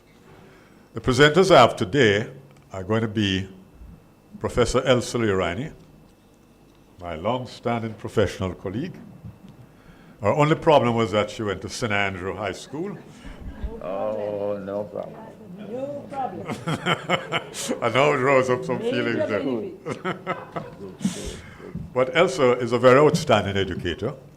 She is the founding professor for the Gender Studies Unit at the UWI, the former principal of the UWI Mona campus, and the former chairman of the Mona School of Business. And Elsa and myself and Bill are in the same age group where our resume only has one word: former. Your next presenter is the former managing director of the Van Leer Foundation, and he'll speak to how the Van Leer Foundation gave financial support to the transformative initiative of the DRB grant in the field of early childhood education. My apologies for Earl Jarrett, who is actually the godson of DRB Grant and a member of the DRB Grant Memorial Trust. I know he'd love to be here, but he has a lot of money business to attend to. So in my opening comments, I will pitch in a little about DRB Grant, not extensive, Earl will do. So I want to start by saying Dudley Grant was a holistic educator. I have interacted with him for over 34 years, and that's how I came to that conclusion. That Dudley Grant was somebody who was interested in the total development of the person. I can attest to that because he was my headmaster, later became my mentor and lifetime friend, and I'll tell you a little about him. He not only practiced that, but he was also an exemplar of what we call the praxis of holistic education. But he himself was a cricketer, a hostile fast bowler. In fact, he played for the St. Thomas cricket team in the era of Roy Gilchrist, who played for the West Indies. A very big community worker. And all this was while he was principal of the school. He was a choir director. And he hired very specific persons. One of them was Earl Jarrett's father. The other was Mr. Mitchell, because he had skills in photography. And he thought that it was very important that students at elementary school should learn something about photography. And so what I would like to do before I ask my presenters is to situate the discussion on this session in the context of what is holistic education and where it should begin. One of the things Earl Jarrett said to me is that I must start by quoting myself. So Ying in 2022 spoke to 2 guideposts for holistic education. The first was implementing the curriculum to produce what is called a process-oriented person. And secondly, the UNESCO 4 tenets of education. So first I'll just look briefly at what does this process-oriented person display. And if you can see on the screen, the ones that I will highlight, you'll see a whole lot there, but you have understanding, analyzing, caring, trusting, Those are the things that are important in early childhood and other educational levels. And if you read my article in The Observer about 3 weeks ago, I am on a mission to have the education system focus on not only academic performance, because what the social problems in our society today are pointing to us is that the more important thing is the social and personal development of the child.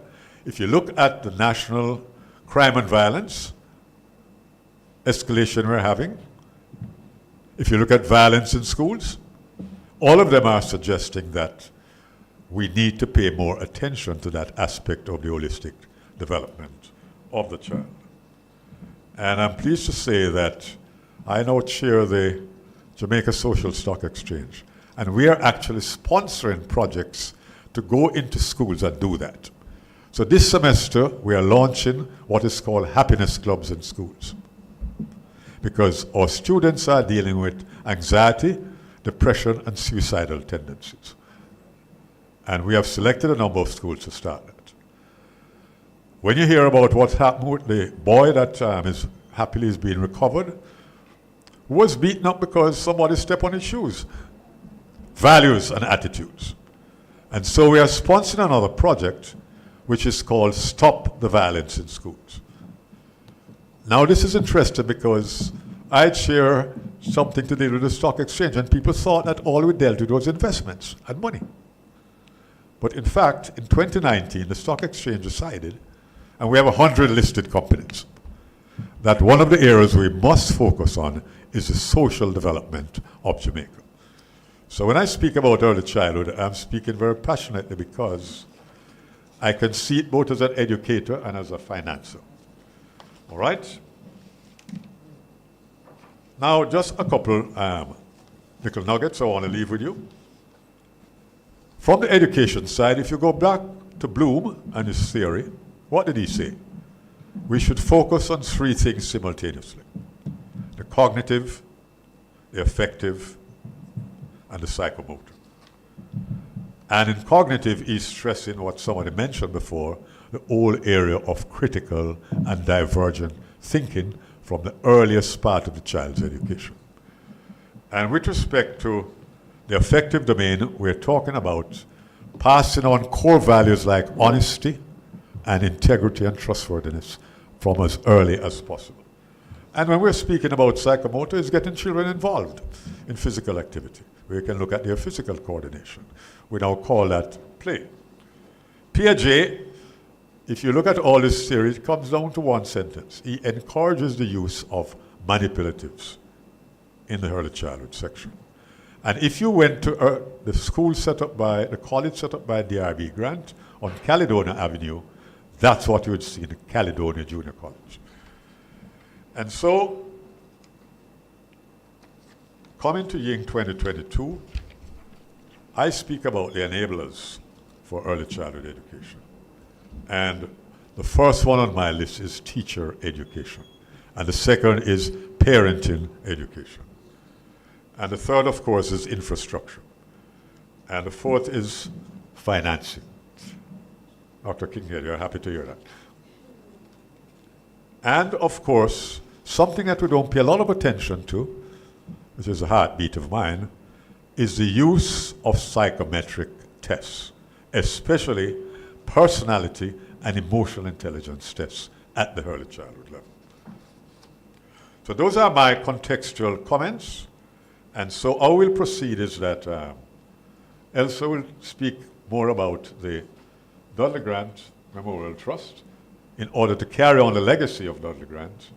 And Bill will speak about why it is that the Van Leer Foundation decided to finance those transformative initiatives of Dudley Grant. So Elsa, it's my pleasure to invite you.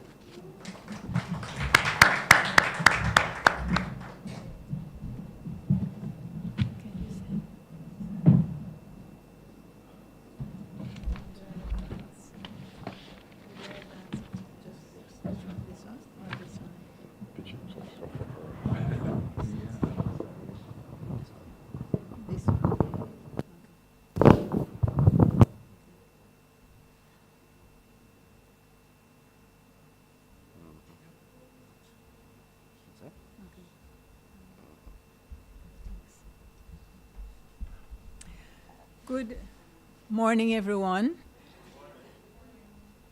Just want to thank our acting president and Professor Hutton and Professor Ying for inviting me to share a little bit about Mr. Grant, with whom I worked for several years. He actually, if anyone knew Mr. Grant, they knew that Mr. Grant collared people. I mean, you know, he really got hold of you and said, I need you to work with me now. And you could not say no, because he was more than persuasive. He was coercive. But we all benefited so much from working with Mr. Grant over the years. Dudley Ransford Brandeis Grant.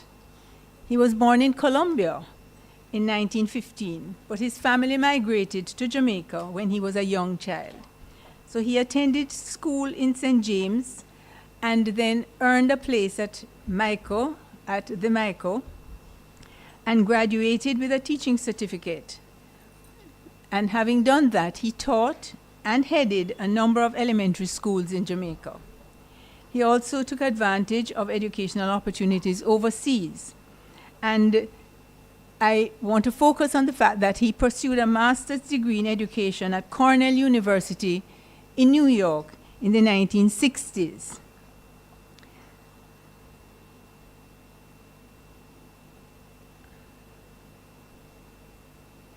I mention that because there were two landmark developments in education in the USA in the 1960s, and they had a major impact on Mr. Grant and inspired his vision for early childhood education in Jamaica. One was the High Scope Perry Project, and one was Project Head Start. Both of these focused on helping to break the cycle of poverty by meeting emotional, social, health, nutritional, and psychological needs, holistic education of the preschool children of low-income families. On his return to Jamaica, Mr. Grant was recruited by the UWI to work in its Institute of Education. He decided that the strategy being implemented at High Scope and at Project Head Start could be replicated in Jamaica in the basic schools, since these were situated in deprived communities. The UWI Institute of Education in 1963 had actually started doing some training in early childhood education, led by a lecturer from overseas, Mrs. Barbara Priestman. She was assisted in this training by two Jamaican lecturers who we know very well, Dr. Don Wilson and Dr. Ruby King. Sir Hugh Springer, former registrar, the late Sir Hugh Springer, former registrar of the University of the West Indies, used his influence to assist Mr. Grant to obtain funding from the Bernard Van Leer Foundation in The Hague, and as you know, we're going to hear more about that. And they established the Project for Early Childhood Education, called PECE, in 1966, with Mr. Grant as project director. Now, Mr. Grant's model of education included concepts of functional interactivity and educare. Dr. Sewell asked about educare earlier, but he thought that he needed to emphasize the care aspect, particularly with regard to the young preschoolers. He considered, and this again is a very important aspect which I hope we cannot lose, he considered the community to be a living laboratory within which the child could explore and experiment. It wasn't just a school room or a school institution, but the entire community was to be involved. The parents, the family members were critical. And the link with the community and the idea of partnerships in the delivery of early childhood care and education are very important elements of his model of how he saw early childhood education. This revolutionary vision of Mr. Grant established at the very outset of his work now seems commonplace because we have many more recent and more powerful advocates of early childhood care and development advising that it takes a village to raise a child. The success of the early childhood, the PECE, meant that basic schools were now sponsored, and this was another bit about finding the financial base, sponsored by private sector organizations. Local churches allowed the basic schools to be housed in church halls. Service clubs provided support, financial support. Voluntary organizations and overseas groups adopted schools. We still have schools that are adopted by overseas entities. Within the community itself, parents were involved as volunteers, providing hot lunches for the children, keeping the school clean, as well as repairing and maintaining the premises. It was a community effort, and that is the important aspect of the community as a living laboratory. And an island-wide network was established with the sponsoring bodies of these various schools relating to each other through a network of sponsoring bodies of community schools island-wide. The major milestones of Mr. Grant's work, which I just want to touch on. The PECE started out as a 3-year experimental program. The project team included stalwarts in early childhood education, like Mrs. Faye Carruthers and Mrs. Joyce Jarrett, as well as other dedicated educators. And it was based on the philosophy embraced, espoused, and translated into action by Mr. Grant. The major strategy employed was the training of the teachers. The training of the teachers. We see that as the number one. But these teachers, some of them were mothers themselves. All of them lived in and were part of the community in which the children lived. The primary objective was to have the children guided in their development by teachers who were professionally trained and who understood them, loved them, and were committed to them. The training of paraprofessionals was an innovative and exciting experience. The basic school teachers, in many instances, had little or no secondary level education. Mr. Grant was able to draw on these trainees' creativity and initiative to devise methods of stimulating the minds of the preschool children and encourage their cognitive, social, and emotional development.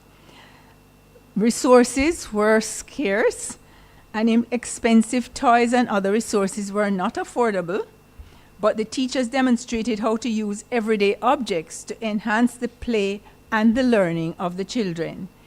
Teachables from Trashables was one of the publications produced by the project and used in the training sessions, and this handbook demonstrated the ingenuity of using things like milk and juice cartons, empty thread spools, plastic bottles, and other trash as teaching resources. Dudley Grant regarded the success of this experiment, the first project, as the beginning of a much larger initiative. He always thought large. PACE, the Project for the Advancement of Childhood Education, succeeded PECE in 1973. It was also sponsored by the Van Leer Foundation. The major thrust of PACE was to attract new partners committed to assisting with schools and the deepening of the teacher education process through the development of resource centers. There was one resource center per parish, and that resource center was to service the needs of the basic schools in that parish. These centers allowed for the sharing of materials, teacher training, and parenting education. Then they had to train persons to manage these centers effectively. And then there was the offering of a certificate in education through the University of the West Indies, and then a Bachelor of Education program also.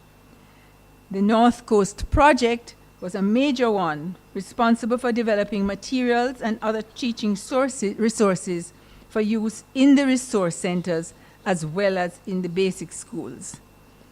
The training for the paraprofessionals, which had been part of the PECE, did not result in any recognition of the trainees as professionals, and the training was insufficient to meet the growing needs island-wide.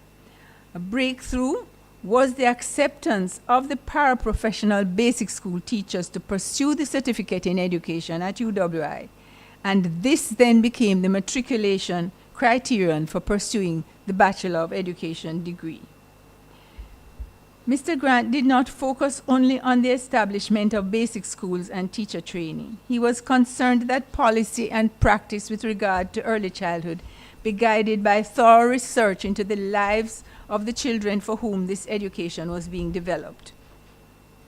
Van Leer supported this approach and provided the funding necessary for Mr. Grant to undertake and spearhead the production of 5 monographs between 1980 and 1984, each bearing the title, The Lifestyle Study, Children of the Lesser World in the English-Speaking Caribbean. And this study, the monographs are we still have copies in the Dudley Grant Memorial Trust office, and they are a picture, a comprehensive picture of the lifestyle of children who were living who were children in the 1970s. Mr. Grant became a highly respected international authority in the field of early childhood education and served as consultant for education projects in countries such as the Bahamas, St. Lucia, St. Vincent, Malaysia, Nigeria, Kenya, South Africa, Colombia, Venezuela, and Spain. He was the toast of the town. He retired in 1978 from the University of the West Indies, but Bernard Van Leer Foundation continued to support and assist him and other funding agencies. He continued devising, designing, and delivering on projects to establish and enhance early childhood education in Jamaica. In 1984, the Innovative Teenage Mothers Project was launched in May Pen, Clarendon, with funding from both Van Leer and UNICEF, and directed by Mrs. Joyce Jarrett. It provided supervised daycare for the children of teenage mothers and allowed them to complete their education. It also provided parenting education for both mothers and the fathers of the children. You can still see the community aspect and the holistic view that Mr. Grant had. Out of the Teenage Mothers Project, a new need emerged, and the response to that was the Roving Caregivers Project, which Mrs. Jarrett also managed.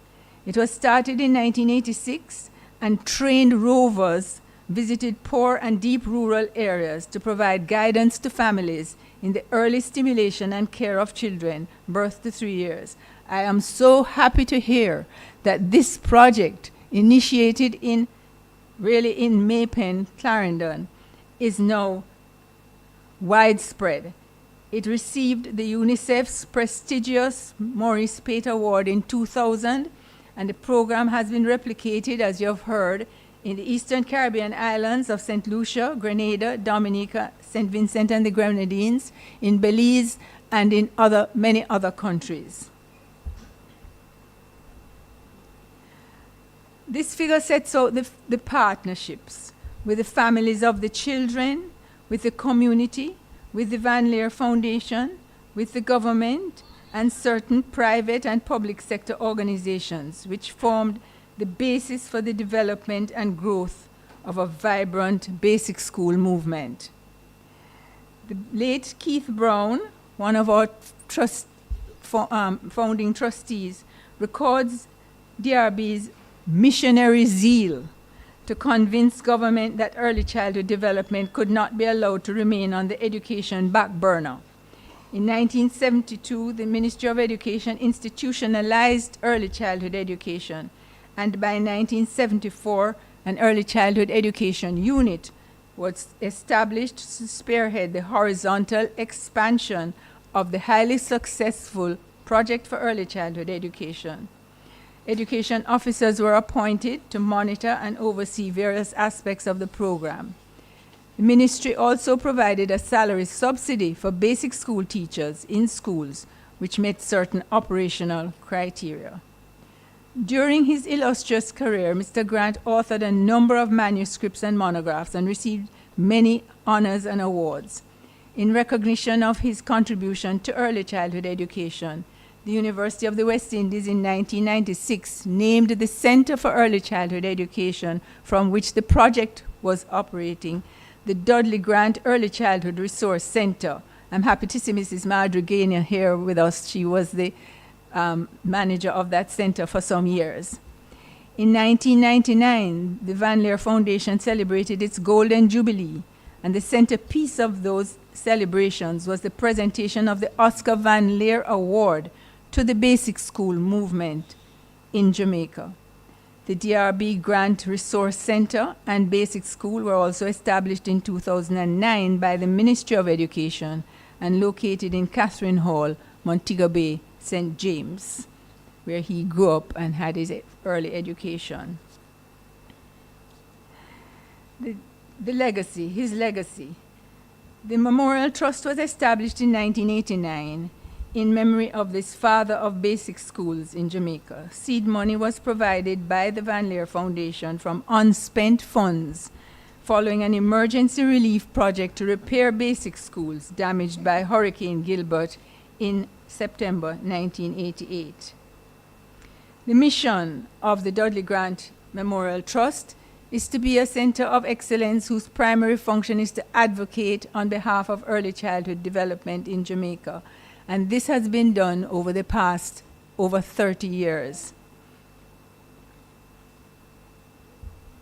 The trust picked up from where Mr. Grant left suddenly, and over the years, the trust has actively worked with and maintained old partners like the Van Leer Foundation and the University of the West Indies, while pursuing new ones to assist in facilitating early childhood care and development. Important new partners were the Environmental Foundation of Jamaica, which co-funded projects with the Van Leer Foundation, the Chase Fund, and these projects, major projects, were directed by the late Dr. Frida Thomas and Mrs. Cecile Minot. Partnerships also with the teacher training colleges, bilateral funding agencies, international donors, private sector companies, have resulted in valuable resource initiatives. Women for Pace in Canada was also birthed through Mr. Grant's initiative with one of his colleagues, Mrs. Burke, Dr. Mavis Burke, who was living in Canada, and Women for Pace still support early childhood education in Jamaica. George Brown College in Canada has worked with us, American Friends of Jamaica. These have been new partners which have joined us in over the past, I would say, 15 years. National Baking Company, Jamaica Producers Limited. These partners allow us to do creative curriculum development and have innovative education and training opportunities. Collaboration on certain projects have enriched the offerings and resources available for this educational initiative. Some of the projects, and especially those administered through the Chase Fund, have been able to build capacity and promote sustainability in the early childhood resource centers island-wide. There are 17 of them. These deliver integrated programs and services for the holistic development of children and also promote the resource center concept as a community mobilizing force integral to early childhood development and child survival. The Trust has also been involved in policy. We endorsed the Early Childhood Commission Act in 2003 and actively were involved in its development. We have been involved over the years in parenting education, working with the Hinks Delcrest Center in Toronto, with Jamaica Social Investment Fund as well as the American Friends of Jamaica, involved in environmental education through the Environmental Foundation of Jamaica and United Nations Development Project, and most recently, an exciting project with inner city children sponsored by the Grace Kennedy Foundation, the STEAM project, the Science, Technology, Engineering, Arts, and Mathematics project for our youngsters. As projects became fewer and fewer, we still wanted to have an impact on the early childhood sector. And also we recognized that with the Early Childhood Commission and the work of that commission, our projects more funding was going towards early childhood through that route. We decided to hold expositions and conferences, and for the expositions were staged in collaboration with Jamaica National Building Society and the Early Childhood Commission. And this was in order to increase the awareness of resource center managers, basic school teachers, as well as parents and others interested in early childhood development about the range of resources available from various sources in Jamaica. Displays were mounted by suppliers, and persons attending could also be involved in workshops and seminars organized by the Trust around specific themes. I mean, we had in 2011, one of the themes was learning through play, and in 2012, we celebrated Jamaica's 50th in early childhood development. In 2013, a conference replaced the exposition, and the Dudley Grant Early Childhood Conference became an annual event. In 2014, which was the 25th anniversary of the Trust, the theme for the conference was Early Childhood Development, Strengthening Community Involvement, going right back to our roots, where we wanted to be sure that the community was still strengthened. Tributes was paid to stalwarts who had worked with Mr. Grant in the first project for early childhood education in the late 1960s and 70s. 2015 was a very special year because it was the 100th birthday of Mr. Grant. Special events were staged to commemorate this event. We had presented to us Dr. Joan Lombardi, who was a senior advisor for the Bernard Van Leer Foundation. Bernard Van Leer sponsored her visit to Jamaica for this celebration, and she gave the Dudley Grant Memorial Lecture at the Pegasus Hotel called A Good Start, Advancing Early Childhood Development. And we still had our annual conference that year, which was part of the celebrations. We had a church service at Mr. Grant's home church, the East Queen Street Baptist Church. We had birthday celebrations and tree plantings at teachers' colleges, and we had symposia at Chorlton Teachers College and in this very lecture hall at the Jamaica University College. A storybook was produced for children, and this storybook was read during the Dudley Grant Memorial Week of 2015 to 3,200 early childhood institutions island-wide. And the books were made available to the schools so that they could learn about Mr. Grant. We've had several conferences since then annually, but the last conference was held in 2019. Of course, you know what happened in 2020, which curtailed our activities tremendously. And that conference was celebrated also the Trust's 30th anniversary, and the theme was Embrace Children's Rights, Secure Our Future. I just want to say that throughout the activities of the Trust, we have had the honor to have a volunteer who has worked very hard for us, Mrs. Maisie Wint. She's here with us. I just want to thank her and congratulate her for all that she has done for the Trust over the years. Just on a very personal note, Mr. Grant was someone who I met well, fairly late. He was at East Queen Street Baptist Church, and I'm a member at East Queen Street Baptist Church, and he's a deacon at the church. So I knew him. He was a friend of my family.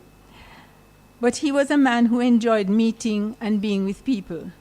He was a very jovial person and had a very engaging personality.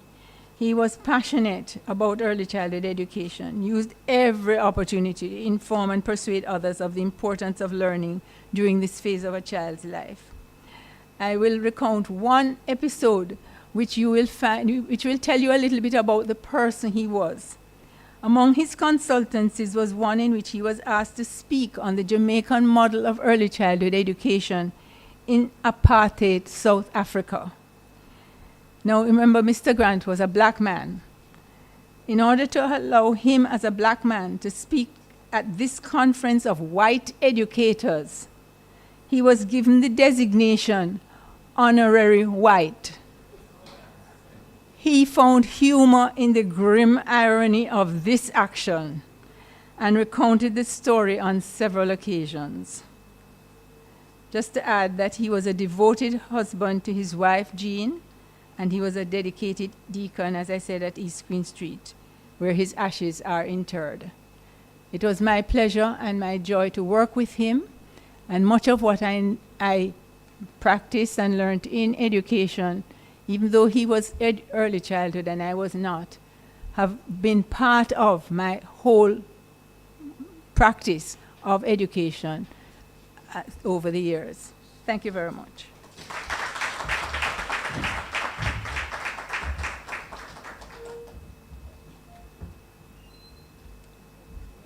Well, thank you also for that very comprehensive coverage of the life and work of Dudley Grant in early childhood education. And the only question I have to ask is really, why don't we have a coming together of the minds with this model? That certainly has some very good features where we should have the alignment of the Ministry of Education, the Commission for Early Childhood Education, all come together. Because one of the things I believe in is what I call synergistic efforts. So we shouldn't have the ministry on the one hand, the Dudley Grant Foundation. But before we get into all that and get me carried away, it's my pleasure to ask Mr. William MacLeod, I call him Bill, to speak to why is it that the Van Leer Foundation stood behind Dudley Grant all these years and financed its transformational initiatives. Bill.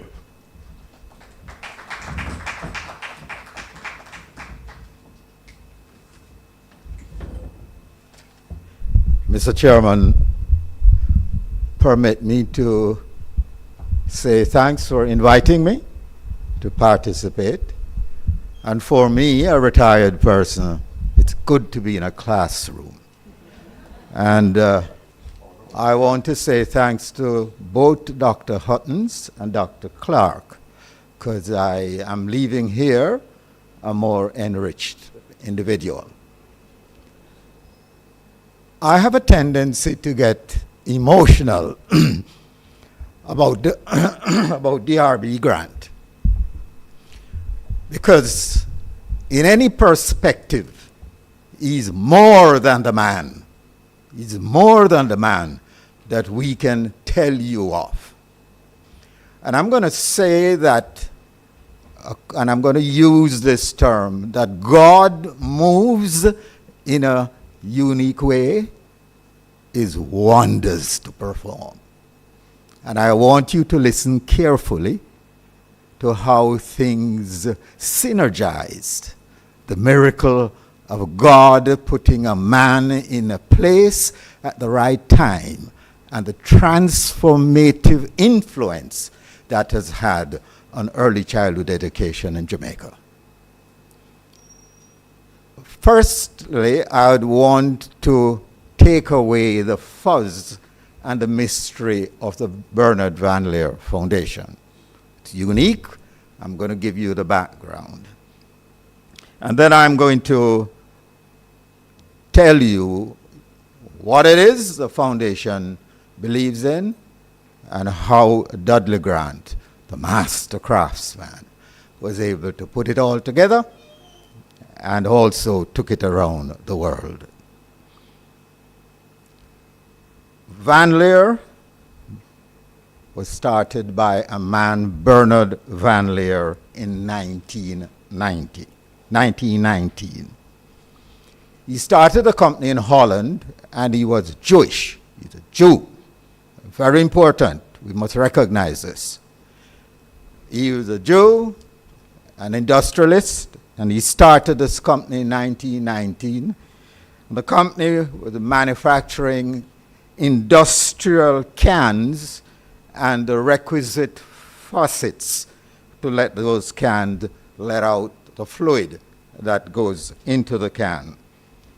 And also, he set up a trading operation in iron and steel, and subsequently, as a rough, uneducated engineer, moved into the manufacturing of drums using steel and iron. Bernard Van Leer was prudent, and he quickly realized the changing things taking place in the world. And he prudently patented his inventions and his innovations. And from a keen, and we use the word entrepreneurial, it is new, but it has existed for years. We now talk about it. So I'm now using this for Bernard Van Leer.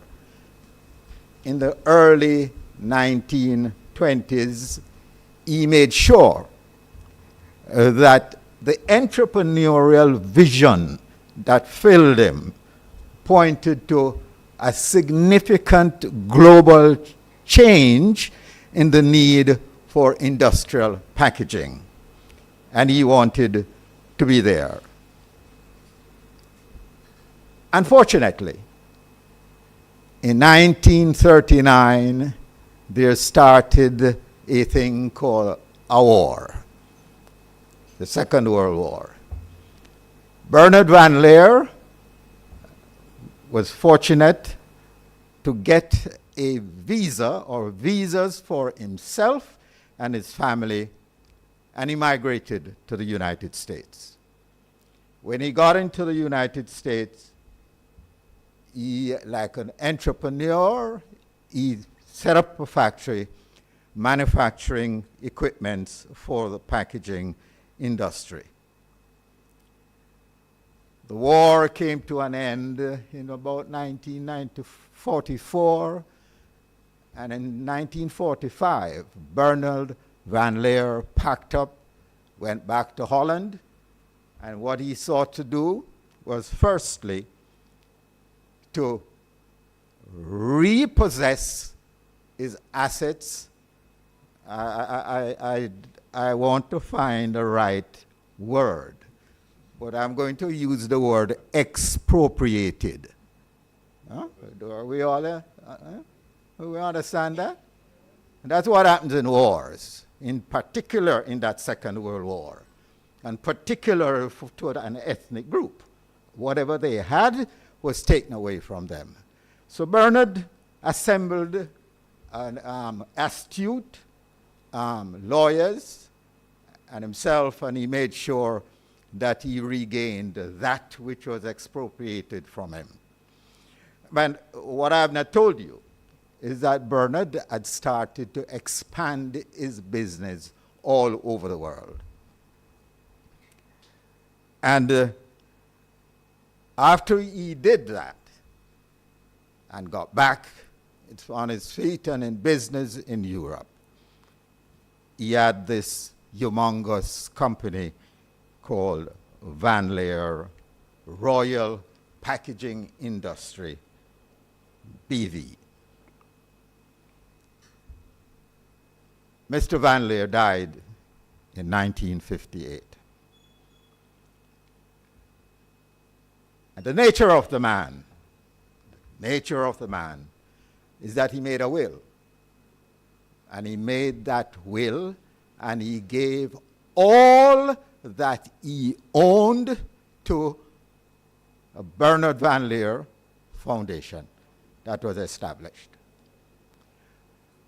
And he wasn't well educated, but he was a genius of a thinker.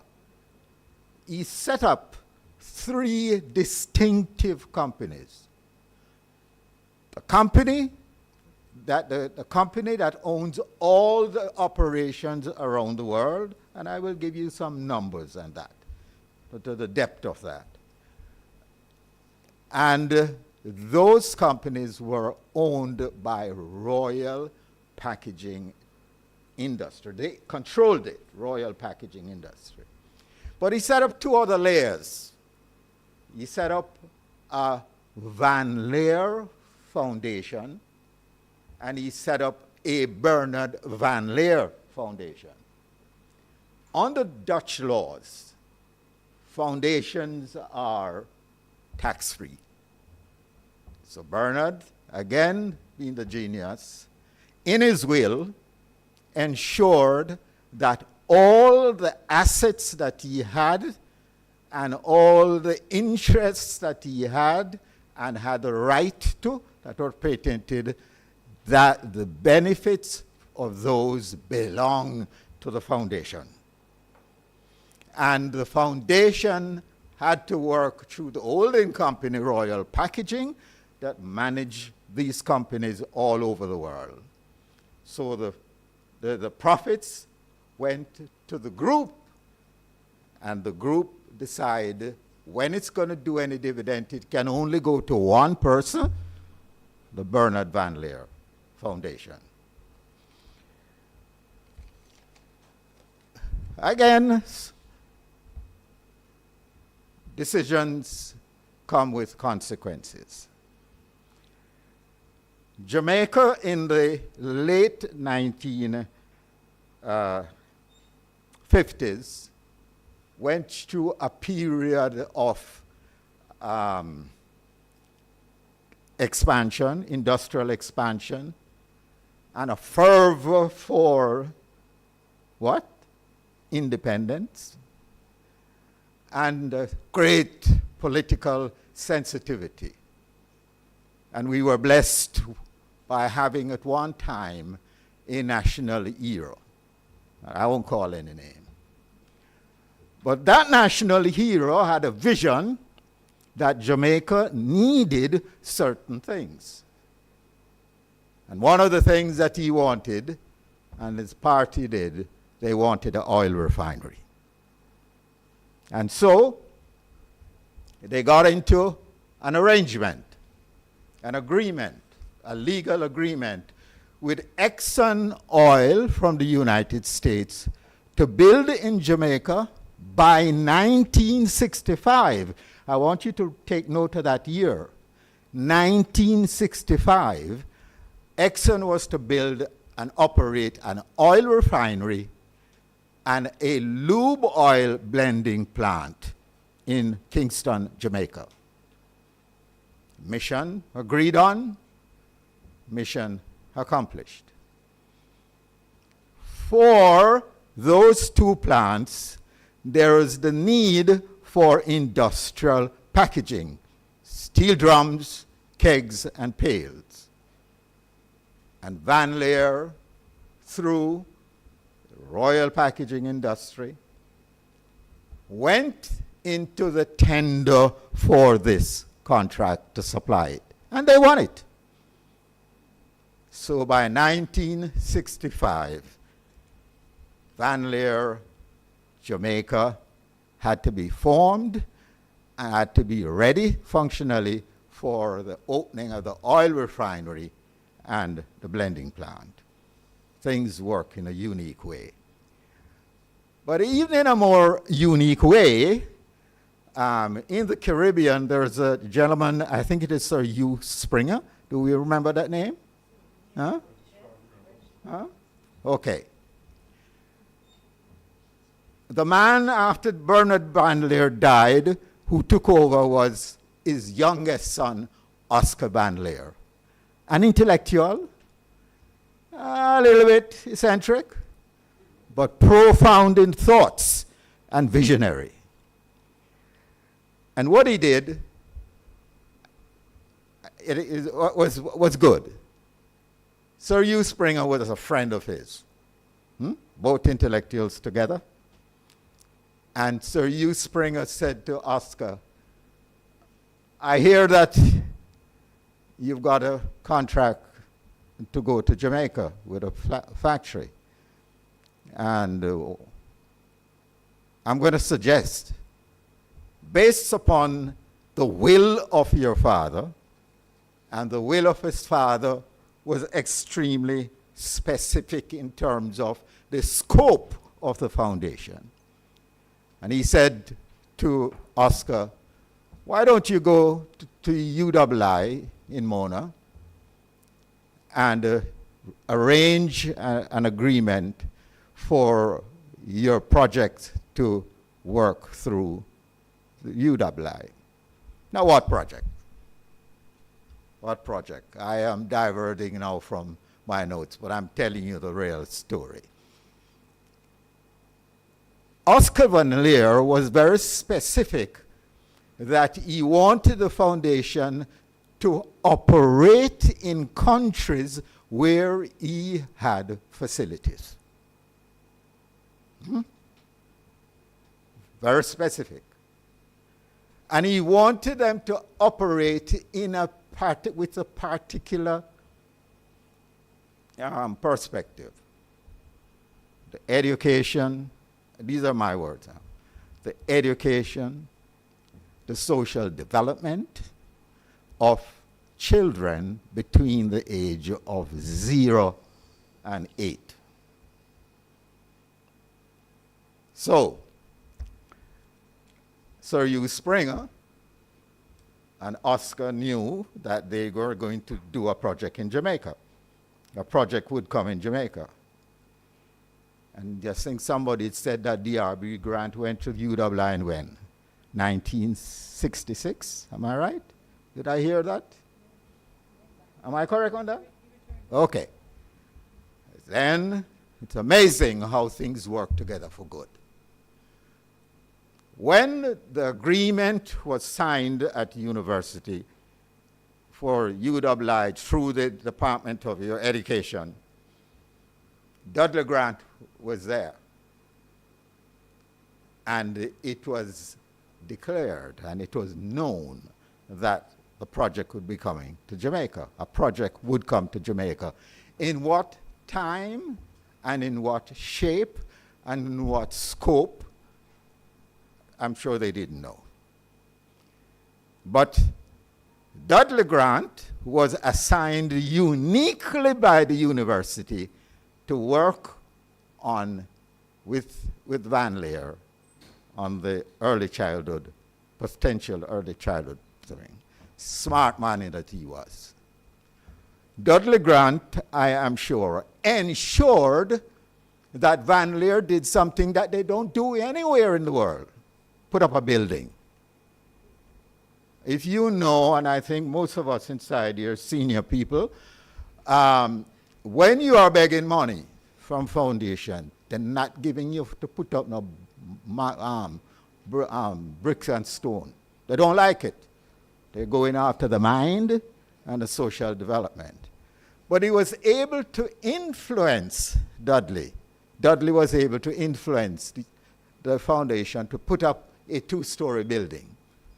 That building that you now have on the campus, the Bernard Van Leer Center for Early Childhood Education. That was agreed, and it was built at the time when the oil refinery started business, Van Leer Jamaica started business, and so I want to go now to the period in 1971. In 1971, the Van Leer Foundation agreed to have a conference in Jamaica, an international conference in Jamaica, and all the big guns came down. One, they dedicated the building, and two, they indicated that there was going to be a project, early childhood project. So Dudley Grant was in on it, and Dudley Grant was now the man. You need to understand that I said Oscar Van Leer was an intellectual, that he took his father's will and mandate and he expanded it. It took me a while to understand that. So when, for example, I can point it to you in one case. When we started Modest Teenagers Project in Jamaica, that wasn't a part of the vision. But Oscar Van Leer, the man he was, saw that a problem around the world was young people having children and the chaos that it creates, teenagers in particular having children. And so one of that project came to Jamaica. And out of that project also came the roaming caregivers. I don't know, there's something wrong with us in Jamaica. We create things and they go abroad and nobody remembers that the root of it came out of Jamaica. Well, let me tell you something. There are two things about the foundation and the company I work for, Van Leer Jamaica, that I rather loved. And people in the commercial world sometimes think I was crazy. A part of the ethos of those two companies is that you do not take any advantage when you give. When you give, you don't boast of it. You don't advertise it. It is your mission in life to do good. And you do good and you go on. That's a part of the ethos. So nobody can tell you, and I can tell you, I have signed documents, I have had administered deeds of covenants worth millions of dollars that has come through the foundation and from the local company to the foundation. You'd never see a picture of anything being signed or being published. The uniqueness of it. And for a Jew, I have all the regards and the love for that man and his vision. The other thing is that it is specific in the mandate of the Bernard Van Leer Foundation that there must be a transportation of these experiences and the success from one project to other places throughout the world. So if you hear that the Roving Mothers Project is down in the Eastern Caribbean, it's a migration because Van Leer says you must replicate this wherever we go and wherever we can. So Van Leer, through Dudley Grant, came into Jamaica. And Dudley, being the master craftsman that he is, went to work. First, Dudley made sure he had a building to operate out. And he got that. Nice building upstairs. And downstairs, the university had the rest of that building. And there, Dudley set himself up. He had the opportunity now to craft what is it that he's going to do. And the first thing that I learned by discussions with Dudley, he made sure that he took on a group of individuals and he went from parish to parish to identify the functional basic schools and to record what they found and keep it as record for his work. All 14 parishes were covered. From that, what Dudley did, he created within the parish a board, a parish board. And from that, he created also a national committee for the early education centers.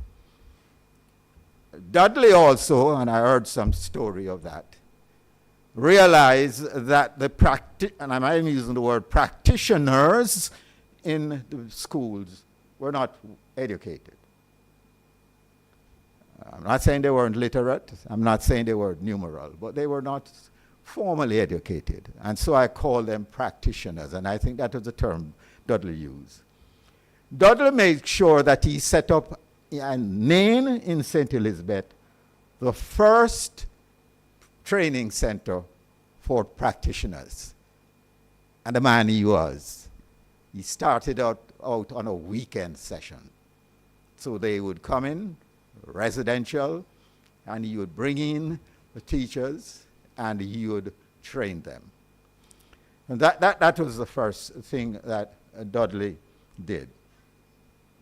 Then he made sure that he set up centers. I think at the end of my recollection is that he had about 17 centers in the country.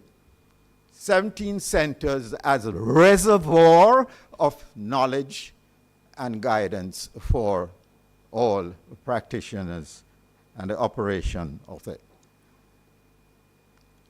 The project that I recognize as a master project is the Teenagers Model Project, which was handled in collaboration with UWI and the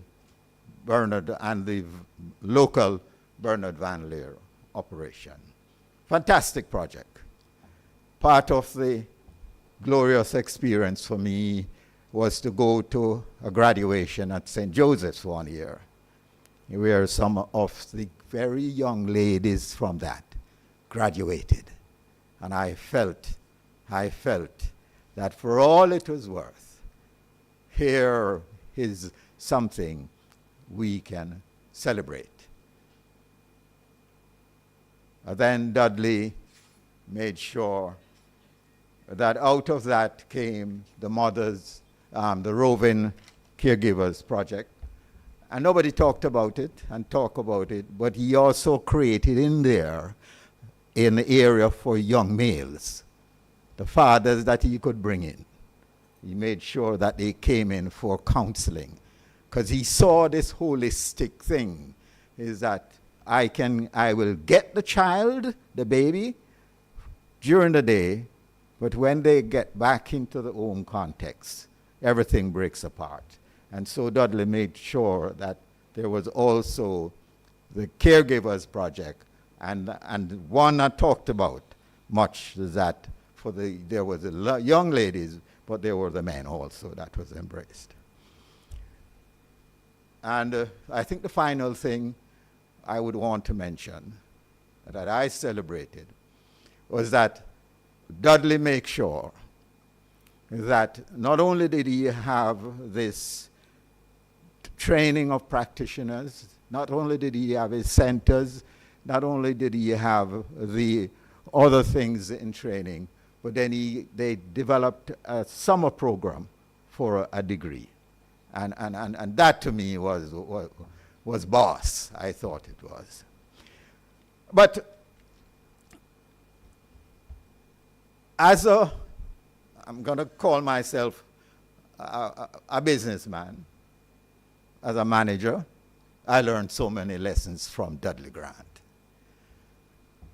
Dudley knew and understood the separation between the foundation and the operating company, and he respected that. So Dudley made sure I was the face for the company in 1979 onwards, and Dudley was in charge of the thing on the foundation. Dudley made sure, strategically, that when he was going to the prime ministers, that I was there with him. When he was going to the governor generals, I was there with him. When he was going to see the ministers of education, I invariably was there with him. And any meeting he was having a substantive thing with any other foundation or or corporate thing, he made sure that I was there. Not that I was going to have anything to do with the decision, but Dudley understood that the position where I was the source from which the money came. And Dudley realized that for him, that was essential to the success and the completion of whatever he was undertaking. I'm going to wrap up now. There's more I could say and I'd want to say, but two things. The Bernard Van Leer Foundation revered Dudley Grant. Dudley was engaged as a consultant and as an ambassador. In the latter part of his life, he traveled around the world, carrying the news, explaining what it is that the foundation was doing. And in a peculiar way, I loved Dudley, and I have to make mention of this. Dudley would always introduce me to the key staff that he takes on, or the key people that he takes on. And I always tease Dudley. I said, Dudley, you always have these young, pretty women around you. And he would laugh. You'd laugh and you'd say, you will see, you will see. And I have to make specific reference to Professor Elsa Riney. I met her, Dudley, when Dudley wanted to put on a dinner, a show or things. There was a restaurant in Kingston. Who remember Blue Mountain Inn? Who remember Blue Mountain Inn? One of the finest restaurants we have had. When you go there, it was class. Fine restaurant. And so, the company, that's where I would normally host the very big people and the people you want to. And he gave me a list of people that he wanted invited. And Elsa was on that list with her husband. And we went to the dinner at the Blue Mountain Inn. Downstairs there was a reception, and then we would go upstairs to a special room. And I sheepishly said to Dudley, I said, Dudley, how come you didn't introduce me to Elsa before this? And he looked at me and he said, she is a lady for all seasons. And so I said to myself, I said, Dudley, come on, seriously. You and I are Reformed believers. We are Christians. I am a United Churchman. You are a Baptist. And the thing about a man for all seasons come from an English tradition, the Anglican. So he had a crooked way. He had I don't know if you remember this. He would hold his finger like this. And he came to me and he said, Bill, wait and you will see. Elsa has been a gem to the foundation's work here and to the subsequent Dudley Grant Memorial Trust. And I have to salute her. But I must tell you this also. If you had the opportunity to go to the Bernard Van Leer building in The Hague in Holland, the headquarters is in an old townhouse, exquisite townhouse, where the very rich, I assumed, had. But they are offices, and its back is to a canal. And when you come into the building, there is on a wall a substantive size picture of D.R.B. Grant. Under it, there is the words, he sings like a bird. He sings like a bird. Ladies and gentlemen, God has blessed us. We need to make sure that individuals like Dudley Grant are revered, are remembered, and are part of the building up of our country. I learned to love them, and I must confess to you that I will always regard Dudley Grant as one of my personal heroes. Thank you.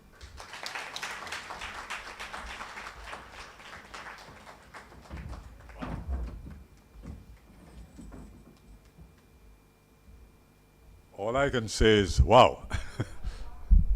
But one of the things Clinton wants to achieve out of these conferences on behalf of the Institute, ITER, is to have a recording of rich history like this.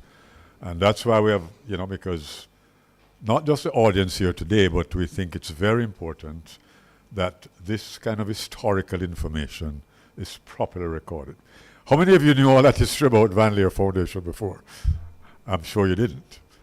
But it's very important to know, but it comes back to the point about how did Dudley Grant align himself with a support group like that to have everlasting funding. And so that's a great lesson in all of this. I know it has been a long session. I'm going to, if you have any burning questions, we'll take one or two, and then I'll bring things to a close.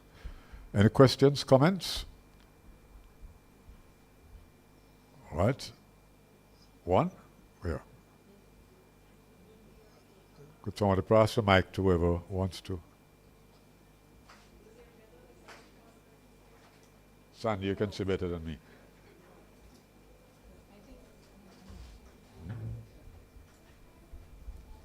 I think she has asked if there will be a Dudley Grant conference this year. Sorry, no, we will not have a conference this year. We just haven't been able to pull together the resources necessary to stage the conference. COVID has really given us a hard time, but we will see.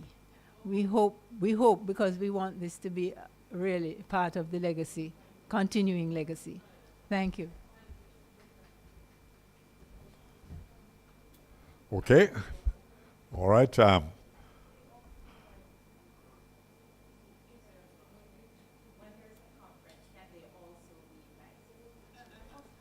I'm sure the answer is yes. So I didn't have to ask Elsa to reply to that. Well, I myself have worked in so many capacities that I can start answering for.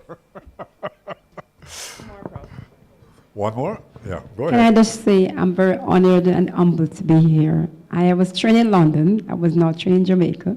But it's overwhelming to learn our history and the passion that is still there. And it moves me deeply. Thank you. Well, as someone who met Dudley Grant in 1954, he has been my headmaster, my lifetime friend, but so I can share a lot of personal thing about Dudley Grant. So I'll close with those and then bring things to a closure. One of Dudley Grant's expression was, he liked for you to perform at your highest. And when you do, he would not compliment you, he would say, you're just the best of a bad bunch. That was supposed to motivate you to reach even higher. After elementary school, I came to Michael. And then, when I was graduating from Michael, Dudley Grant turned up on this campus. I was living in Mills Hall at the time. And he gave me 20 pounds. Now, in the 60s, 20 pounds was a whole lot of money. I think it was an entire month's pay for a teacher. And he said to me, you're a young man going out to teach. You need some new clothes to look presentable. And you will be working at Denham Town School under WBC Hawthorne. You didn't ask me any question, you know. And you will be boarding with Mr. Whitworth, who was his batchmate. So he told me where I was going to work, give me money to buy clothes, tell me where I was going to board, and he said, look, every month you must repay me by taking the monthly part of what I gave you to another outstanding educator, which was his batchmate, called Laurie Reed. So I was very privileged to work with these outstanding educators because he believed that at that stage of life I needed mentorship. But mentorship with something attached, the responsibility of not only taking his money but paying him back. And years later, Elsa will tell you that the two of us worked closely with Laura Reed, who was really the person who started to set the common entrance examinations in Jamaica. And that was the nature of the man. And so there are memories I have. And I've actually documented it in my first book called Shaping a Servant Leader. And today, much of what you say about Dudley Grant is in my second book called Servant Leader in Action. And when you read it, there are 3 things about Dudley Grant that's listed in here. One is his belief in empowering people. So I speak about empowerment, which is building the creative capacity of people. Secondly, he was a risk taker. You'll do nothing good as a leader if you don't take personal risk. And Dudley really took a lot of personal risk. And thirdly, he believed in financing. Lofty ideas make no use except they have finance to put them in action. And that's why he linked up with a place like the Van Leer Foundation. Message to you all. I'd like to thank you on behalf of my panelists, and I wish every success to ITER and the early childhood section at MICO.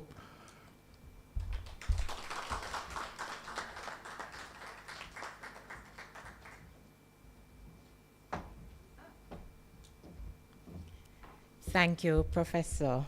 Thank you all for staying the course. It has been a wonderfully spent day.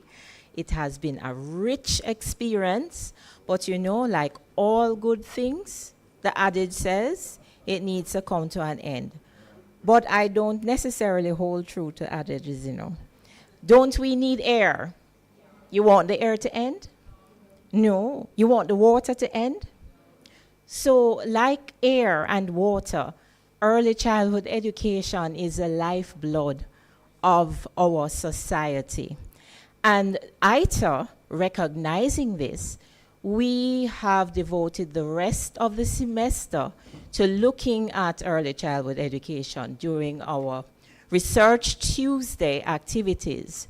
So we'll be hosting a series of 1-hour seminars on a Tuesday between 10 and 11 a.m.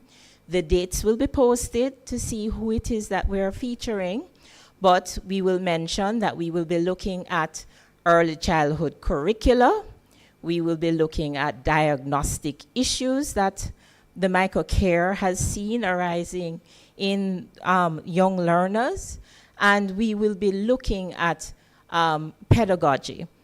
Also very important, we'll be doing a book launch of some resources by one of our fellows at ITER, Mrs. Monique. Where's Monique? She might have just stepped out. But we're going to have a book launch featuring resources for early childhood learners. So we invite you to stay the course with us. Over the next few weeks, the invitations will be sent out. We want to thank everybody for participating today, for coming today, and particularly our specially invited guests. We know we have some persons from the St. Joseph's Teachers College.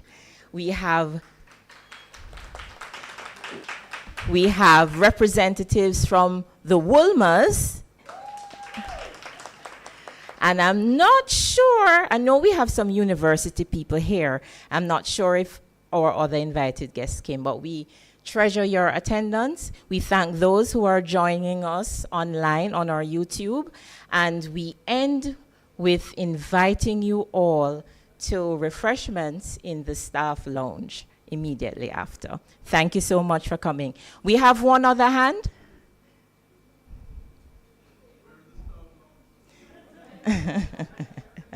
The staff lounge is directly across from the walkway, directly down the walkway, then make a left. Straight through the walkway. We're going to exit through this door and go down the walkway, turn right, and the door will be open and I'll be there. So thank you, everybody.